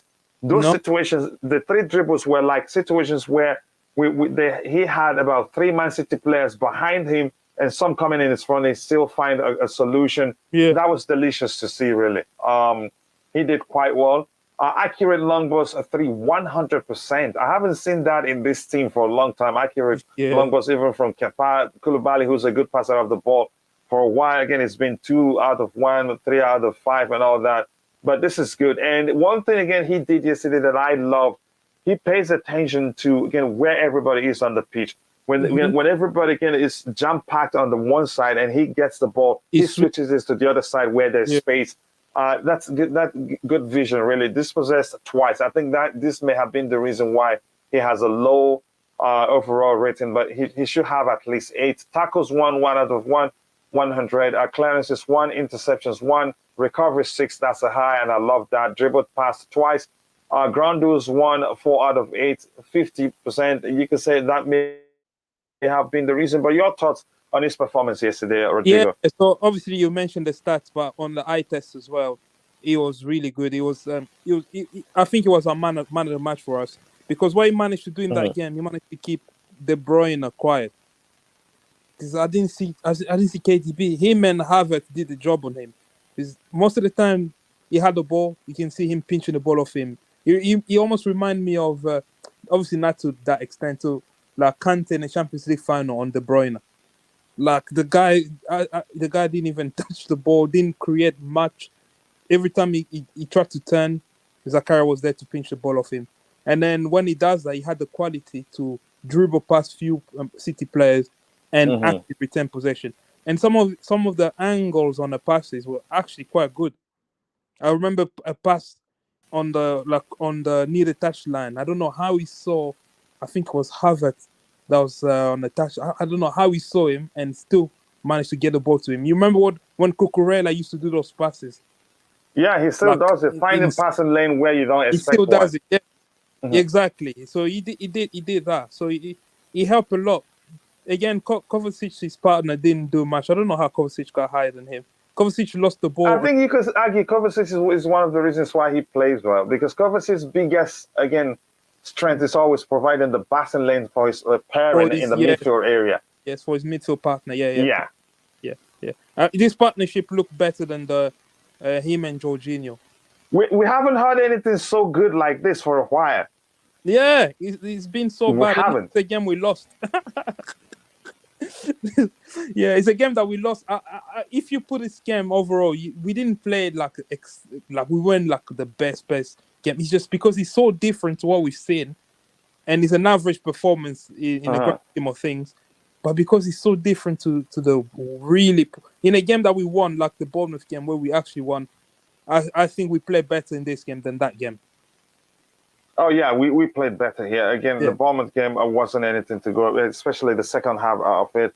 Liam Lane says the 99% of players come up for the money. That's why we are attracting all the young players with long contracts. And here's the thing: it is business for everybody involved. Yeah, again, Mudryk enjoys playing football, but he wants to make money from it too. He has a future, he has family to feed and all that. Yeah, it's about money in most cases. Sometimes it hardly, again, in most cases, you did find, again, rare situations where a player is even bound to take a pay cut to join clubs. Yeah, we know, we have quite a lot of examples of that. But usually that happens to players who are approaching the end of their career. Mudryk is still 21, so probably let's see what happens. Really, I'm sure he has an agent that would tell him what to do. Who would also want to earn more money, and plus his family would tell him if they're paying you more, what are you going to do the other place? It's the same football. Exactly. If you want Yeah. to be friend with Zinchenko, you'll be in London. You can always meet after games. Yeah, again, we have Brazilians in Liverpool, we have Brazilians at Chelsea. They still talk. Yeah. Again, at Everton and all that. So there are, again, ways to get around that. Uche Igwe, what happens if we give the young players a chance and finish 11th? Well, I'm okay with that, really. If we're writing up this season, let's do it. And I use the example of Mourinho in his second stint, says, again, the little horses this season, nothing. But next season, fine. He understands he needs to play them consistently. And next season, they'll be ready and high on confidence. That's what this team needs with the young players we've assembled. Give them game time. We're not going to get relegated. But next season, I think we'll be on fire. And it's still a mix of young players, some experienced players, and I think we'll go a long way. They just need time. Uchegbo, we can't think, again, hypothetical. We have injuries and have no choice anyway. Again, we have to make do with what we have. Just accept, again, he don't want you. I think you're talking about Mudryk. Okay, let's see what happened. Kovacic was Chelsea man of the match. I don't think so. Ty, make your choice. Which of the players would you like us to look at? Again, his number. I would like to look at have you looked at Ziyech's number? Okay, let's look at Ziyech's numbers. Okay, Bobby, remember, anytime you want to come in, tell me you want to see a particular player's number, and you know you can always come in, but I know you are at work. That's why I leave you alone. You're coming whenever you want to, and you're always allowed No, to I'm speak. here. I've been here waiting all along. Okay, no, you don't have to wait. Like I told you, you have the benefit to always say you want to add something. Let me just look at these numbers for Ty, and he talks about him. And if you want to talk about him too, fine. We're talking about Raheem Sterling, a rating of 6.4 by Fortmob. He played how many minutes? 69 minutes. He had to leave Ziyech, sorry. Ziyech, who played how many minutes? 69 minutes. Again, so he was substituted. Again, shots won. Accurate passes 20 out of 28, 71%. You can say he should be doing better than that because I know he can. Expected goals on target 0.50. That's a bit again, but that's not okay. Shot accuracy 1 out of 1, touches 49. Successful dribbles 0 out of 2 attempts. Yep, I remember that. He had, again, it doesn't look like, I remember the 2 dribbles he attempted. It was horrible actually to see. Even though he started well, he fizzled out. We have, again, accurate crosses. Oh my goodness, I feel like throwing up. That is really... What an insect. Oh my goodness, And that is horrible. For winger. Wow. Oh my goodness. Accurate long ball 0 out of 3. It piles up. Corners 3. Yeah, you forget dispossessed 1 time. Tackles 1 out of 2. Recoveries 4. Ground duels 1, 4 out of 7, 57%. Was fouled 2 times. But what am I seeing here? Like I said, he started well, but he fizzled out. Really, it was a poor performance overall. Ty, you go ahead. You asked me to look at his numbers.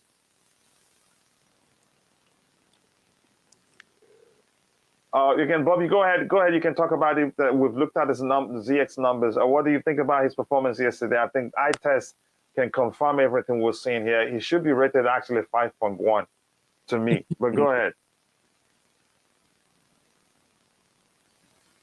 Bobby, are you there? Wow, Rodrigo, you can go ahead and talk about him if you can hear me. It Yeah, doesn't look like they can hear me. no. Yeah. That again, the stat really confirmed. I think in the first half, he looks alright. He looked bright. He looked like he was in a game, but yeah, like you said, maybe match fitness. He looks tired. He looked really tired because I think they put a lot of effort in this game. He looks like the energy was going down and down and down. Yeah, he wasn't. That's one thing we lacked yesterday. Someone dynamic up front, because imagine someone like Ziyech doesn't have the pace to run past people, and yeah, he did few things like few link up. I saw when he put Aspi through. That start like that. Maybe we're not gonna reflect on here, but he did few good things. But not enough. I think it's poor. I would say Yeah, average at best. more horrible stuff. Go ahead with what you were saying. Average at best. I would say average at best. Yeah. Wow. Compared to him, average at best. He was. Yeah, I think he wasn't as assertive as he was again when he came on. Was it against what team that he created the chance that Aubameyang missed? Yeah, of course. I think the only outstanding player, you can say our defense was excellent. They did a very good job, especially the two central defenders, Thiago Silva and Koulibaly, like you did mention. I think they were near excellent, actually. They did a very good job silencing, what's his name again? Haaland. He struggled, really. But let's look at this last let's look at this again, the last update we have here, and then we can call it a day. If you want to say anything about any of them that we're looking at, fine. Just give me a second. This one says, again, a private physiotherapy firm used by celebrities has stepped up in place of the long-serving Chelsea medical staff, but they have yet overseen injuries that have been unavoidable. Don't get that. Sorry? I don't get what does that mean. They have yet overseen injuries. Yeah, that part, right? But they have yet overseen injuries again. That sounds like some lapse of barrier in some language change. That looks like something else. It's like someone translate. No, this is from Fahim's tweet. No, but he copied from Niza. But like, he doesn't. Yeah, so the language isn't. There's no clarity as to what it's trying to say, right? The term used by celebrity has stepped up in place of the long-serving Chelsea medical staff. Fair enough, that's clear. But they have yet overseen injuries that have been unavailable. What? Okay, I'm guessing it's trying to say again, but whatever injuries that's occurring right now is unavoidable. It's not their fault. That's my interpretation. Yeah, I think that's what makes makes any sort of sense there. So it's exactly. So Fahim is quoting. Yeah, Fahim is quoting someone else. So this is not him. And when you're quoting, you present it as exactly as you saw it. If you change anything, you put them in square brackets. So it makes sense. This is not him saying this. But yeah, I get it. Again, everything that's happening is unavoidable, really. Kante has been, the injury he suffered of late is something that he had before. Maybe looking at injury, go ahead. You look at training. They should look at endurance, muscle. I don't know. Maybe the players are too weak. Maybe they should have changed the way they train or something, I guess, to avoid this.